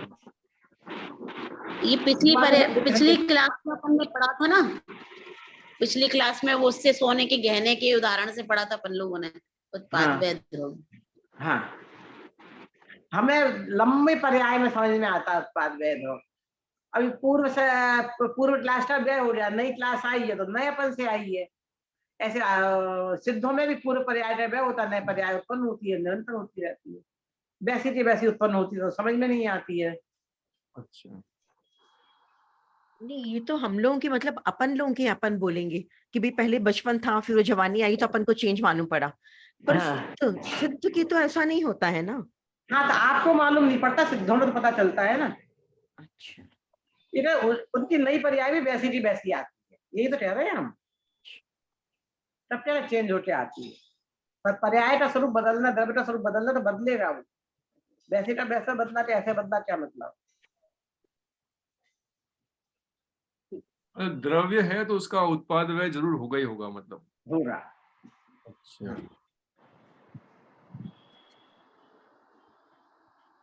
ठीक है। और क्वेश्चन नेक्स्ट किसी को? समझ में आ रहा है तो कर लें आगे, सरल कठिन तो नहीं पड़ रहा है। थोड़ा मैम नया वाला तो पार्ट कठिन तो है। इसलिए तो मैं पहले कह रही थी अपन थोड़ा थोड़ा पैरेलल करते हैं। आप बोले नहीं, पहले वो पूरा थोड़ा एक भावना कर लेते, थोड़ा ये कर लेते। तो आपके असाइनमेंट भी करने हैं तो असाइनमेंट देखो, छोड़े क्या यहाँ पे, पूरा नहीं हो पाएगा। अपन एक बार फिर रिविजन करेंगे, नहीं तो टाइम रहेगा। तो फिर क्या है कि आप सब लोग सैटरडे को भी ज्वाइन हो जाते हैं। कोई ऐसा है जैसे सैटरडे को प्रॉब्लम जाती है ज्वाइन होने में? 1 घंटा तो मैम प्रॉब्लम नहीं है, पर 2 घंटे में थोड़ी प्रॉब्लम हो जाती है। तो 1 घंटा ही ज्वाइन कर लेंगे, अपने को कुछ नहीं है। थर्सडे को सब लोग ज्वाइन हो सकते हैं क्या? थर्सडे को मैम मैं ज्वाइन नहीं कर, इस थर्सडे को हो सकता हूँ मैं ज्वाइन। मैम सुबह के टाइम में कभी भी 1 घंटा कर सकते हैं, 9:30 से 10:30 हम लोग। हाँ मैं भी कर सकता हूँ, मैं भी कर सकता पर उनकी 2 से 4 होती है, तो 2 से 3 में या 3 से 4 में ज्वाइन हो सकते हो क्या? नहीं मैम, हूँ। नहीं इस मैम, थर्सडे को हो सकता हूँ मैम, मैं है? मैं हो सकता हूँ इस थर्सडे को ज्वाइन, मेरी छुट्टी है इस बार। अच्छा, हम लोग नहीं हो सकते। नहीं हो सकते तो अच्छा आपका टाइम ऑड हो रहता होगा। हम लोग सुबह कभी भी, आप किसी भी दिन 9:30 से 10:30 ज्वाइन कर सकते हैं। सुबह मैं भी अवेलेबल हूँ मैम। हाँ तो थर्सडे को नहीं तो मेरे साथ सब लोग होते ना, तो मैं आपका जहाँ से पोर्शन चल रहा है वहां से उनका पहले ले लेती, फिर आके बाद में ले लेती। तो आज आगे करना है क्या ब्रेक देना है? नहीं समझ कर, में आ रहा है तो आगे बढ़ेंगे, नहीं तो ब्रेक दे देंगे। नहीं मैम करते हैं, लेकिन थोड़ा सा और और- एक्सप्लेन करिए। ये अजीब जो तत्व और पुद्गल द्रव्य की पर्याय कर लेते हैं, फिर छोड़ दें। देखो ऐसा है, इसमें जो भावार्थ में नए वाले पद है वो आपके पोर्शन में जो गाथा अर्थ है वो तो समझ में आ रहा है ना आपको? हाँ जी हाँ। हाँ वो तो आ रहा है। बस वो हमें उतना ही समझना है, बाकी तो नहीं आ रहा तो कोई बात नहीं, वो पोर्शन में नहीं है, वो आगे समझ में आएगा नया वाली की। ठीक है, ठीक है। ठीक है, वो तो आ रहा है समझ में। हाँ तो इसलिए मैं उसे जानबूझ से नहीं समझा रही, उसमें आप बहुत कंफ्यूज हो जाओगे, उसमें बहुत डेप्थ में जाना पड़ेगा। ठीक है। जो नयों की चर्चा फिर भी मैंने बिटल पाया तो थोड़ा मोटा मोटा आपको बताया भी, बहुत आई चर्चा तो। पर अभी उसमें आपको पोर्शन में ये जितना मैं बता रही हूँ उसमें से ही आएगा, भावार्थ के नयों में से आपको क्वेश्चन नहीं आएंगे। जी। अपन को पहले नए की बुक पढ़ के फिर ये वाली बुक पढ़नी चाहिए थी। पर नहीं इतना कठिन है, पहले से हम पढ़ा नहीं सकते, और ये बेसिक है। इन्होंने भावार्थ में दे दिया, बाद में भावार्थ अपन पढ़ लेंगे ना, जब मैं पढ़ेंगे तब इसके भावार्थ, तब आपको सब समझ में आ जाएगा। सही तो है। अपने हाथ में है ना, हाँ सही है। हम पहले दूसरी साल में नए नहीं रख सकते इतनी जल्दी। अभी लोग कह रहे हैं कि पोषण कम करो, नए रख देंगे तो सब भाग ही जाएंगे। परीक्षा मुख्य नया जरूरत थी मेरे को, पहले समझाए हम, पर सब लोग छोड़ के जाने पड़े, तो लास्ट ईयर में रखी हुई परीक्षा मुख्य।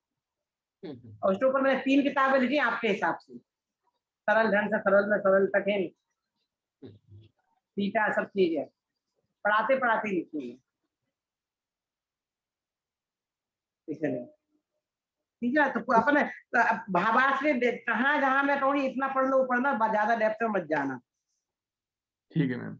मंजू दीदी पढ़ लीजिए आप, ये 2-3 तो हो जाएगी कंप्लीट आज।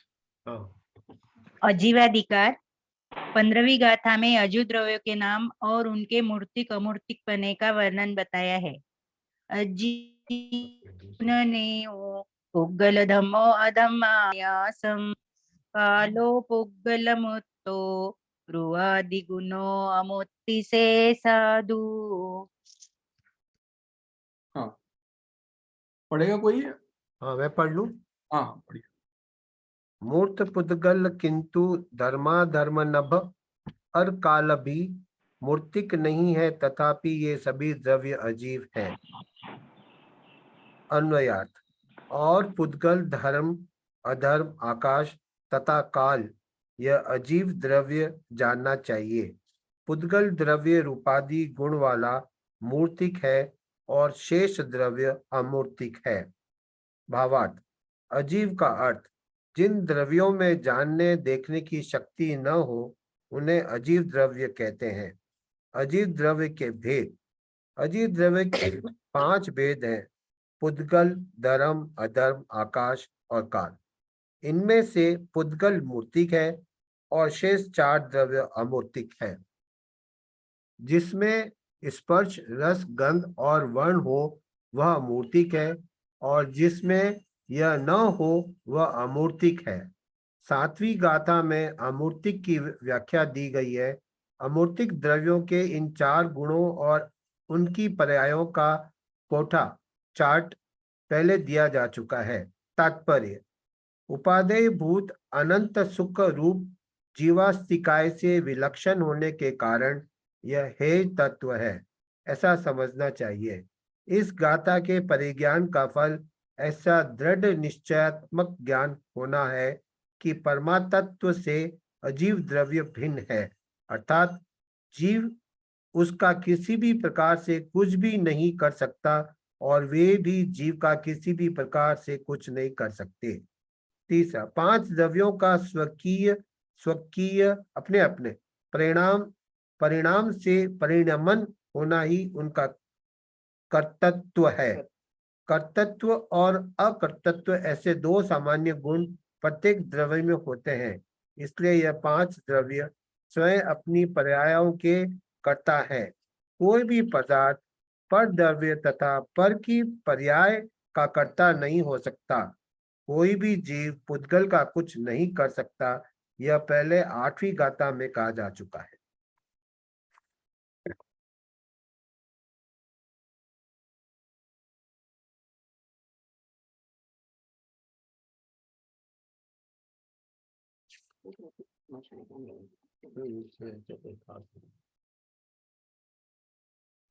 हाँ, तो देखो वैसे ही ये सब सरल है, अपन 6 द्रव्यों का स्वरूप सब पढ़ते आए हैं ना, हाँ वो जी। इसमें बता रहे हैं।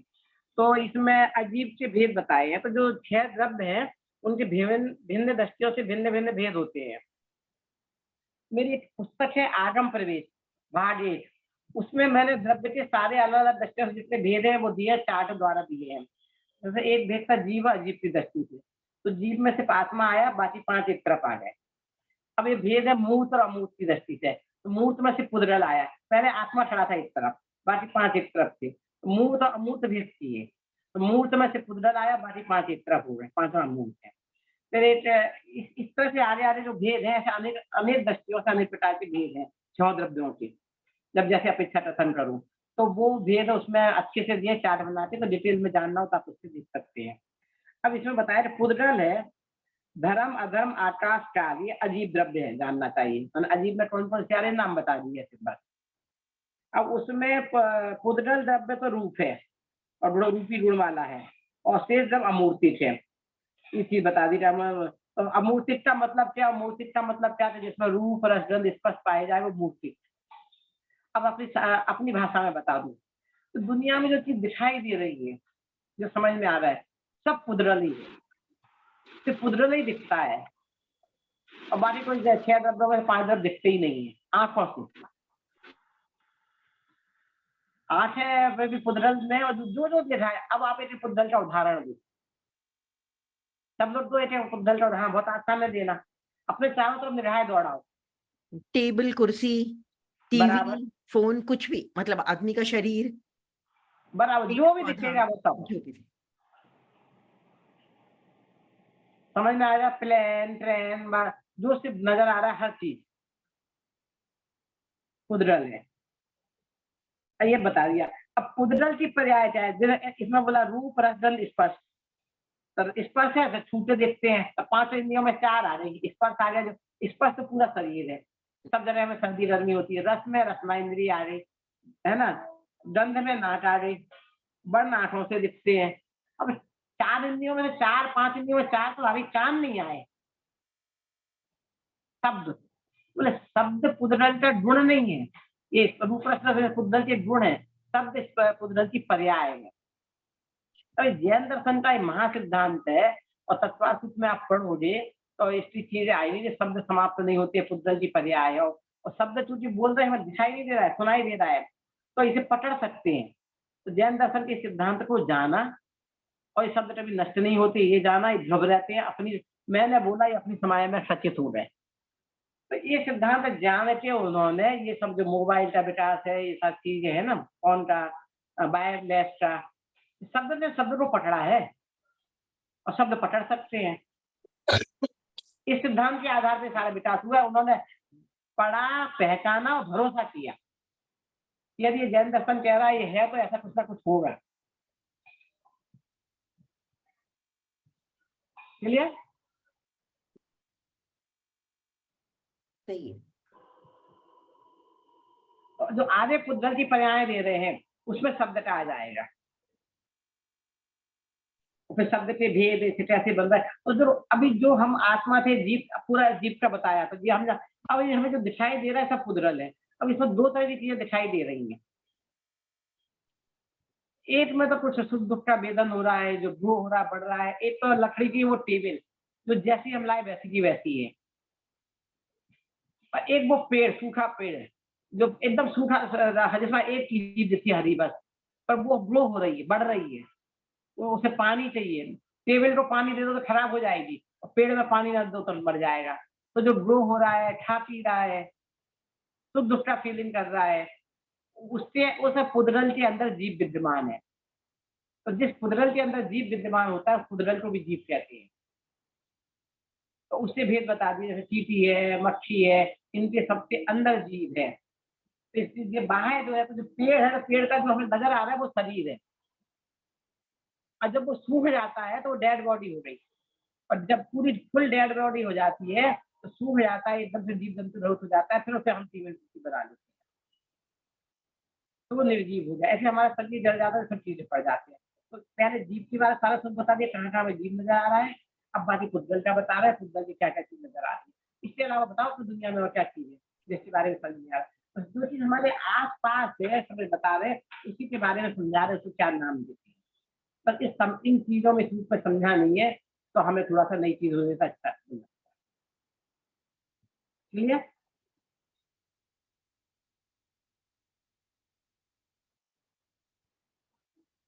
आगे पुद्गल की पर्याय है। अब अजीब द्रव्य में पहला पुद्गल, उसका वर्णन है। पुद्गल के गुण बता दिए, गुण की पर्याय बता दी। ऐसे जीव के द्रव्य के गुण है, ज्ञान गुण है, दर्शन गुण है, उनकी पर्याय है। हाँ मंजू दीदी पढ़िए आप। क्वेश्चन तो नहीं किसी को है? नहीं, सब ठीक क्लियर। इस 16वीं गाथा में पुद्गल द्रव्य की पर्यायों को बताया है। सद्दो बंदो सुमो थूलो संठान भेद तम छाया उज्जोदादवसिहा पुग्गल दवस पज्जाया। हाँ, थूल सूक्ष्म बंध तम संस्थान ता आतप भेद अर उद्योत छाया शब्द पुद्गल द्रव्य के परिणाम है। अन्वयार्थ शब्द बंध सूक्ष्म स्थूल आकार खंड अंधकार छाया उद्योत और आतप सहित पुद्गल द्रव्य की पर्याय हैं। अभावार्थ 10 पर्याय पुद्गल द्रव्य। उद्योत का मतलब है प्रकाश, आतप माने गर्मी। अच्छा, ज्योत का मतलब प्रकाश। बाकी का मतलब तो में आ ही गया है। अब पढ़ लीजिए भावार्थ। आतप मतलब गर्मी। तो 10 पर्याय पुद्गल द्रव्य की शब्द आदि 10 पर्याय हैं। ये मैं पढ़ लेता हूँ नीचे से ही। वन है वाणी शब्द का आदि वाणी नहीं, वीणा वीणा वीणा। वीणा वाद्य यंत्र होते ना जो, वो हाँ सॉरी वीणा आदि का स्वर शब्द है। लाख और लकड़ी आदि का जुड़ना सो बंध है। इंद्रियों के द्वारा आग्रह सूक्ष्म है। इंद्रियों के द्वारा आग्रह स्थूल है। त्रिकोण चतुष्कोण गोल। इंद्रियों के द्वारा जो ग्रहण योग्य नहीं होता, अज्ञा है ये, जिसे ग्रहण नहीं कर सकते। इंद्रियों के द्वारा जैसे अपन नहीं देख सकते हैं, अच्छा, वो सूक्ष्म है। इन त्रिकोण चतुष्कोण गोल इत्यादि आकार है। स्कंदों का कोई भी भाग खंड है। जो दृष्टि को रोके वो अंधकार है। और धूप में मनुष्य आदि की छाया तथा दर्पण में मुखादि का दिखना प्रतिबिंब है। चंद्रमा तथा अथवा चंद्रकांत मणि का प्रकाश उद्योत है। सूर्य अथवा सूर्यकांत मणि का प्रकाश आतप है। अब बंध है ऊपर से। कर्म बंध से पृथग्भूत शुद्धात्मा की भावना से रहित जीव के अनुपचरित अशुद्धवत व्यवहार नय से द्रव्य बंध है। अर्थात सम्यक ज्ञानी जीव के चौथे गुणस्थान से श्रद्धा की मुख्यता से बंध नहीं है। निष्काय शुद्धात्मा इसे के। छोड़ना हो तो छोड़ दो, अच्छा ठीक है। ये बंद बोचरा ये तो थोड़ा कठिन जा रहा है, इसे छोड़ दो। तात्पर्य इनकी भाषा भी बहुत ज्यादा ऐसी है। ठीक है। तात्पर्य 15वीं गाथा में जो तात्पर्य कहा है वह यहाँ भी लागू होता है। आसर और बंध की ऊपर की व्याख्या श्री समय सार की 72वीं गाथा की टीका तथा भावार्थ का अनुसरण करती है। देखो जो ऊपर बताया द्रव्याश्रय बताया, आश्रव आते हैं, फिर जो सुख दुख हम भोगते हैं, आंखों से जो देख रहे हैं, वो करता भोगता है, मात्र देखते हैं, वो कैसे करता है भोगता, वो सब चीजें बताई रही है ऊपर। तो भाषा बहुत टिपिकल होकर बहुत कठिन हो गई है। ठीक। अब धर्म द्रव्य का, धर्म द्रव्य अधर्म द्रव्य के लक्षण तो अपन ने पहले पढ़े हुए हैं, वही वही है, एकदम सरल रहेगा। हाँ मंजू दीदी पढ़ लीजिए आप। 17वीं गाथा में धर्म द्रव्य का स्वरूप बताया है। गई परिणयान धम्मो पुग्गल जीवान गमन सयारी तोयम जहमच्छानम अच्छन्तानेव सोनेयि। हाँ, स्वयं चलती मीन को जल निमित्त होता जिस तरह, चलते हुए जीव पुद्गलों को धर्म द्रव उसी तरह। अन्वयार्थ, गति में परिणमित पुद्गल और जीवों को चलने में सहायक धर्म द्रव्य है। जैसे मछलियों को चलने में पानी सहायक है, किंतु वह धर्म द्रव्य नहीं चलते हुए को नहीं चलाता। भावार्थ, गमन, जीव और पुद्गल इन दो द्रव्यों का सामान्य गुण है सक्रियता है, इसलिए यह दोनों द्रव्य गमन करते हैं। क्षेत्र से क्षेत्रांतर गमन रूप परिपसंद वाली चलन वाली क्रियाएं जिनमें विद्यमान है, वे क्रियावंत जीव पुद्गल हैं। गति निमित्तता, धर्मस्थिका द्रव्य का गति निमित्तता विशेष गुण है। इस द्रव्य के अतिरिक्त दूसरे किसी भी द्रव्य में वह नहीं है। तीसरा, एक ही काल में सबको निमित्त, एक ही काल में गति परिणत समस्त जीव पुद्गलों को लोक तक गमन का हेतुत्व धर्म द्रव्य को बतलाता है, क्योंकि काल और पुद्गल एक प्रदेशी हैं, अतः उनको यह संभावित नहीं होता। जीव समुद्घात के अतिरिक्त अन्यत्र लोक के असंख्यात भाग मात्र होने से वह भी संभावित नहीं होता। लोक और अलोक की सीमा अचलित होने से प्रकाश के वह संभावित नहीं होता, और विरुद्ध कार्य का होने से अधर्म के वह संभवित नहीं होता। और चौथा, सहकारी, सहकारी का अर्थ निमित्त मात्र है। जिसे सिद्ध भगवान उदासीन है तो भी वह सिद्ध गुणानुराग में परिणत भव्य जीवों को सिद्ध गति के लिए सहकारी कारण है। उसी प्रकार धर्म द्रव्य भी अपने स्वभाव से गति परिणत जीव पुद्गलों का उदासीन सहकारी कारण है। काता में लोक प्रसिद्ध जल और मछली का दृष्टांत है। सेकंड, स्वमेव गमनादि क्रियारूप परिवर्तन जीव और पुद्गलों को धर्मास्तिकाय सहकारी कारण है। उसमें उसका कारणत्व इतना ही है कि जहाँ धर्मादि द्रव्य होते हैं वहाँ जीव पुद्गल गमनादि क्रिया रूप प्रवर्तित होते हैं। और नंबर 5, प्रदेश, इस द्रव्य के प्रदेश लोक प्रमाण असंख्यात हैं और वह एक अखंड लोक व्यापी द्रव्य है। 25वीं गाथा में यह स्पष्ट किया गया है। तात्पर्य, अब इसका, धर्म और अधर्म स्वतंत्र द्रव्य हैं, यहाँ इनका अर्थ पुण्य पाप नहीं समझना चाहिए। यद्यपि 5 द्रव्य जीव के निमित्त हैं, तथापि उसे दुख का कारण जानकर अक्षय अनंत सुखादि कारण विशुद्ध ज्ञान दर्शनोपयोग स्वभाव निज परमात्म द्रव्य को ध्येय बनाकर साधक को उसमें अनुष्ठान करना कर्तव्य है।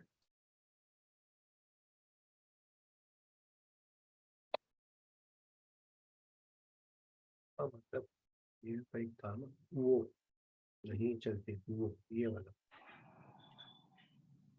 हाँ, फिर अधर्म द्रव्य का लक्षण, ये जो बीच में आपने भावार्थ में पढ़ा ना, ये सब बता रहे हैं कि भाई ये धर्म द्रव्य का लक्षण क्यों है, दूसरे द्रव्य में क्यों नहीं हो सकता, उससे रीजन देके बता रहे हैं, है ना।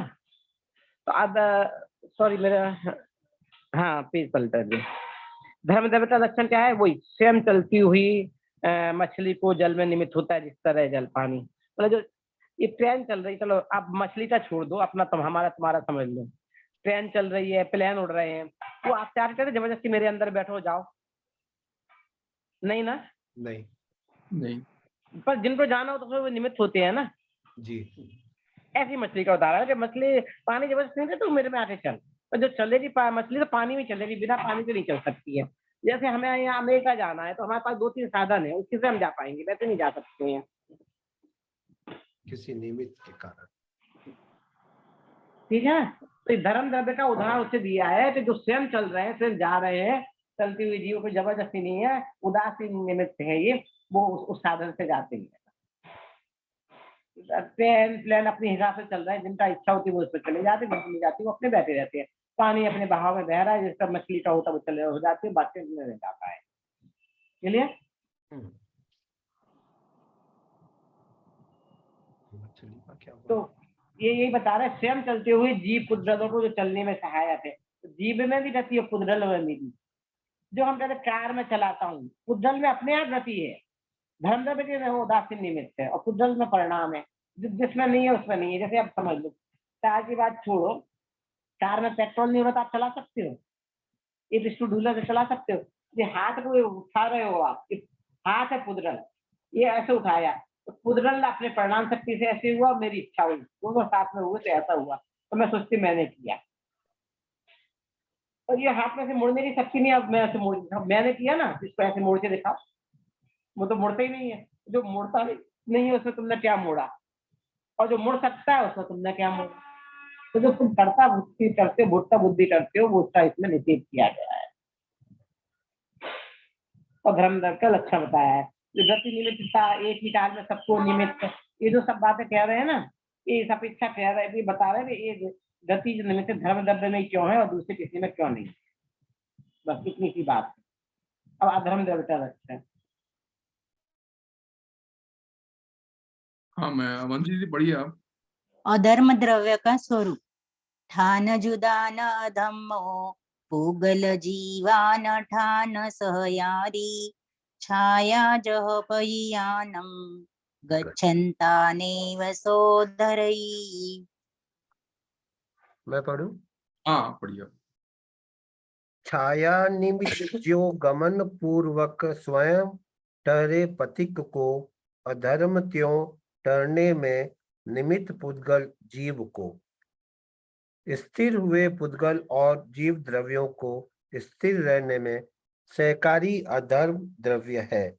जैसे मुसाफिरों को छाया, किंतु यह अधर्म द्रव्य चलते हुए जीव और पुद्गल द्रव्यों को कदापि रोक नहीं रखता।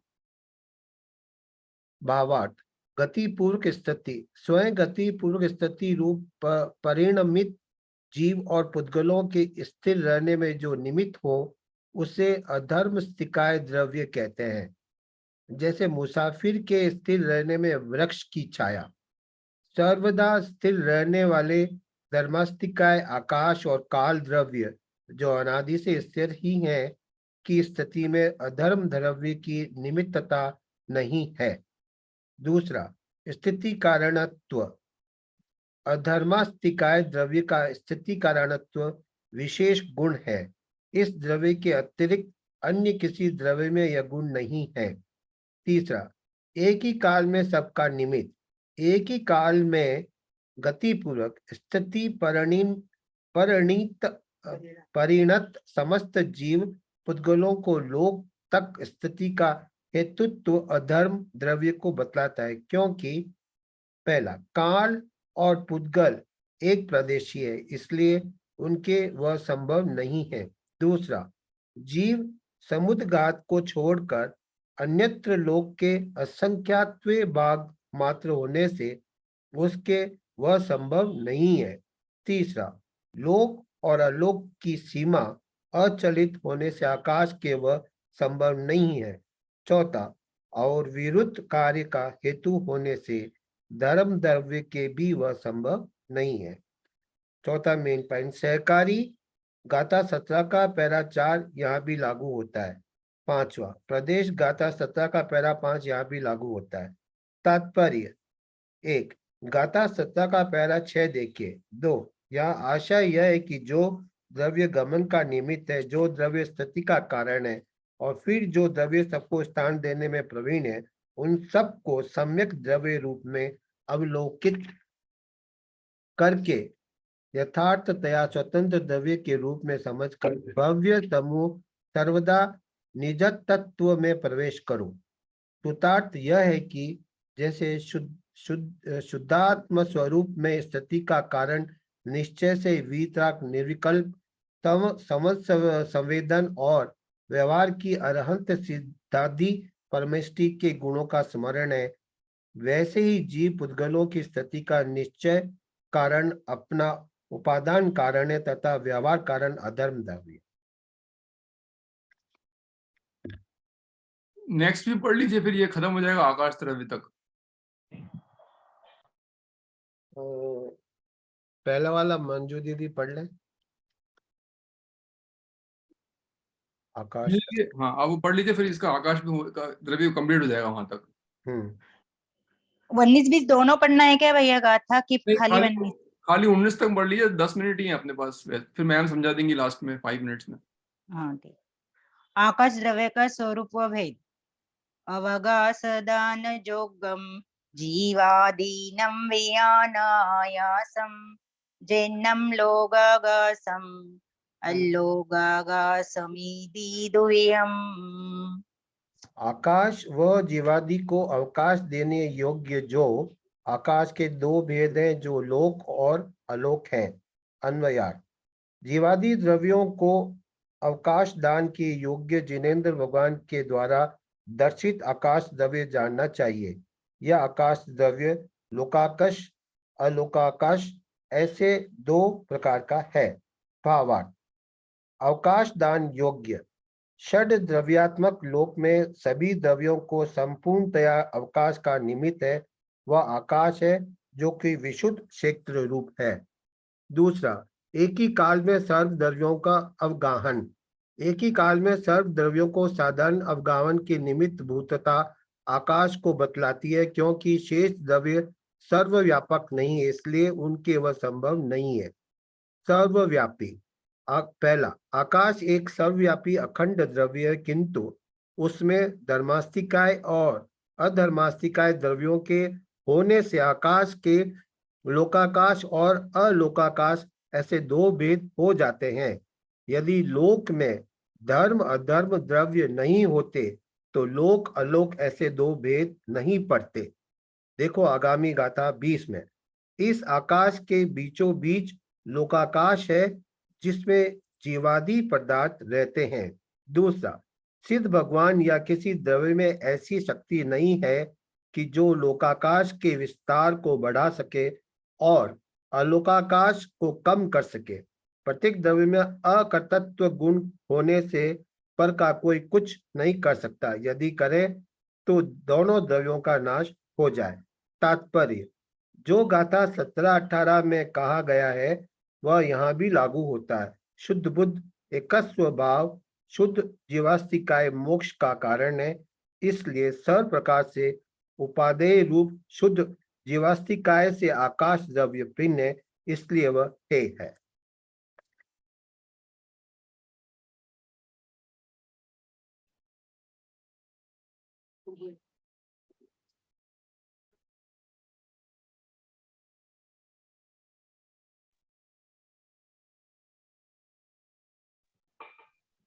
तो इसके बाद वाला जो है ना, इसके भेद है लोकाकाश और अलोकाकाश, तीनों के एक साथ समझा दूंगी मैं आपको। अधर्म द्रव्य का धर्म का जैसे गति में निमित्त है, वैसे अधर्म द्रव्य स्थिति में निमित्त है। तो बस ये सब उदासीन निमित्त है, जबरदस्ती नहीं कहते आके रुको।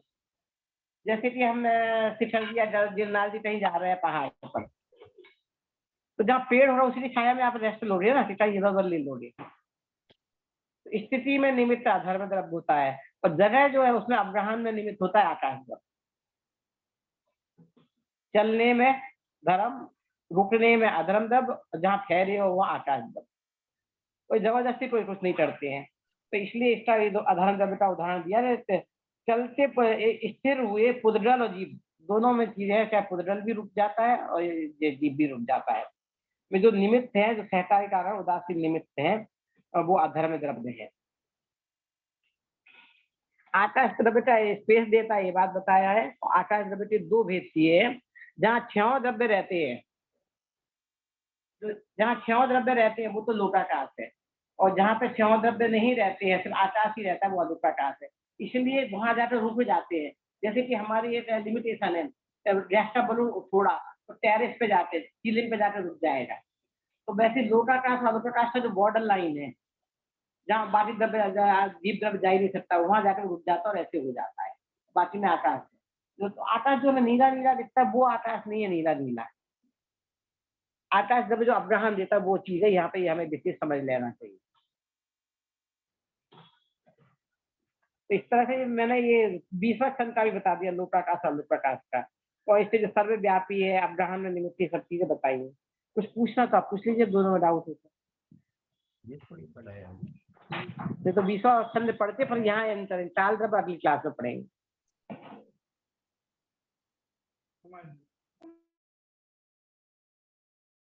तो जैसे ये आकाश द्रव्य है, उसके एक ही प्रदेश पर धर्म द्रव्य, अधर्म द्रव्य और जीव द्रव्य सभी एक साथ रह सकते हैं कि एक बार में एक ही रहेगा, मतलब ऐसे? अमूर्ति है ना, अमूर्ति तो नहीं जाता है। जैसे एक गिलास में पानी और नहीं जाता है, वो लबालब भरा है, और हाँ। उसमें हम शक्कर डालो तो घुल जाती है, अच्छा। मिक्स हो जाती है ऐसे। तो ऐसे जब वो दक्षिणों तब एक साथ रह सकते हैं, उसमें कोई बाधा नहीं ना, अमूर्ति है ना। अच्छा।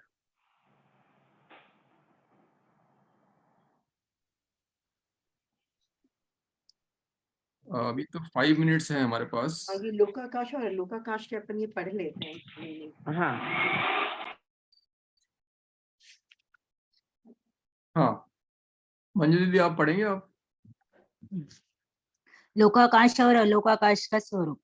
धम्मा धम्मा कालो भूगल जीवाय संति जावदिये आयासे सो लोगो तत्तो परदो अलुगुत्तो। हाँ। काल धर्माधर्म जीव पुद्गल रहे जिस क्षेत्र में, वह क्षेत्र ही बस लोक है, अवशेष क्षेत्र अलोक है।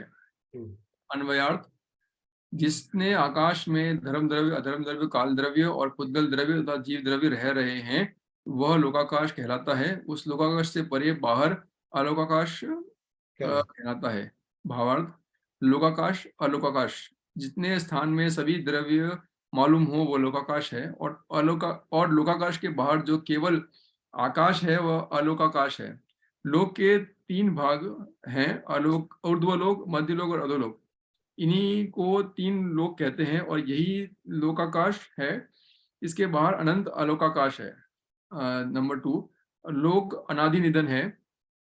यह लोक अनादि अनंत है, इससे किसी पुरुष ने बनाया नहीं है, इसका कोई नाश नहीं कर सकता, इसे किसी ने न तो धारण किया है, न ही कोई इसकी रक्षा करता है। इस लोक में जो जीवादि पदार्थ हैं वो पृथक पृथक अनादि निधन है, उनकी अवस्था का परिवर्तन होता रहता है। इस अपेक्षा से उन्हें उत्पन्न होने वाला और विनाश करने वाला होने वाला कहते हैं।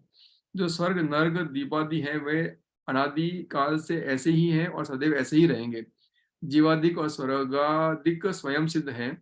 संसार में जो जीव हैं वे ही यथार्थ ज्ञान के द्वारा मोक्ष मार्ग साधन करके सर्वज्ञ वितराग होते हैं तथा उन्हें परम ब्रह्म कहा जाता है। कोई अलग से इस जगत का कर्ता ब्रह्म नहीं है। थर्ड पॉइंट: अल्प प्रमाण वाले लोकाकाश में अनंत द्रव्य कैसे रह सकते हैं? प्रश्न: इस असंख्यात प्रदेशी लोकाकाश में अनंत जीव रहते हैं, उससे अनंत गुने पुद्गल रहते हैं। लोकाकाश के असंख्य प्रदेशों के बराबर असंख्यात कालाणु रहते हैं तथा समस्त लोकाकाश में धर्म और अधर्म द्रव्य व्याप्त हैं। तब भी इस अल्प प्रमाण वाले लोकाकाश में इतने अनंत द्रव्य कैसे रह सकते हैं? तो उत्तर है, जैसे एक दीपक के प्रकाश में अनेक दीपकों का प्रकाश समा जाता है। नंबर 2, इस जैसे एक गुण रस विशेष से भरे हुए शीशे के पात्र में बहुत सा सुवर्ण अवकाश प्राप्त करता है। थर्ड, जैसे दूध के भरे हुए घड़े में उतने ही प्रमाण में राख और सुइयां बराबर समा जाती हैं, उसी प्रकार आकाश द्रव्य की विशिष्ट अवकाश दान शक्ति से उपरोक्त अनंत द्रव्य भी लोकाकाश में समा जाते हैं। उनके रहने में कोई बाधा नहीं आती। आकाश द्रव्य स्वयं अमूर्त है, इसलिए अमूर्त में अनंत अमूर्त जीव तथा धर्म अधर्म द्रव्य एवं कालाणु जो अमूर्त हैं वे निराबाध अवकाश प्राप्त करते हैं। पुद्गल भी 2 प्रकार के हैं, सूक्ष्म और स्थूल। अनंत बहुभाग पुद्गल सूक्ष्म रूप में ही अवकाश में व्याप्त हैं। जो अल्प भाग में स्थूल पुद्गल स्कंध हैं वे लोकाकाश में समा सकते हैं। नंबर 4, अवकाश दान न मानने में दोष। यदि इस प्रकार अवकाश दान की शक्ति न हो तो लोक के असंख्यात प्रदेशों में असंख्यात परमाणुओं का निवास हो, और यदि ऐसा हो तो समस्त जीव जैसे शुद्ध निश्चय से शक्ति रूप से निरावरण तथा शुद्ध बुद्ध एक स्वभाव के धारक हैं, वैसे ही व्यक्ति रूप से वह व्यवहार नय से भी हो जाएंगे। किंतु ऐसा नहीं है, क्योंकि ऐसा मानने में प्रत्यक्ष और आगम का विरोध है। तात्पर्य: इस प्रकार यथार्थ श्रद्धान द्वारा सब पदार्थों को अकृत्रिम पृथक पृथक अनादि निधन मानना चाहिए। यह जीव निरर्थक भ्रम द्वारा सत्य असत्य का निर्णय न करे तो वह जाने, क्योंकि अपनी श्रद्धान का फल वही प्राप्त करता है।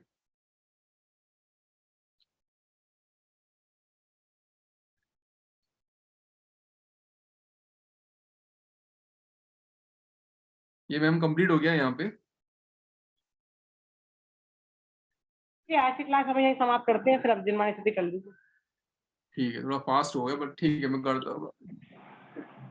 नमो हरिहंताणम नमो सिद्धाणम नमो हरियाणम नमो वज्ञाणम नमो लोहे सबसम नमो हरिहंताणम नमो सिद्धाणम नमो हरियाणम नमो वज्ञाणम नमो लोहे सबसम नमो हरिहंताणम नमो सिद्धाणम नमो हरियाणम नमो वज्ञाणम नमो लोहे सबसम ऐसो पंचणम ओकारो सब पावपणासनो मंगलम तो सर्वेसिम प्रणव। सभी को जय जिनेंद्र। सभी को जय जय जिनेंद्र। जिनेंद्र सभी को। सभी को जय जिनेंद्र।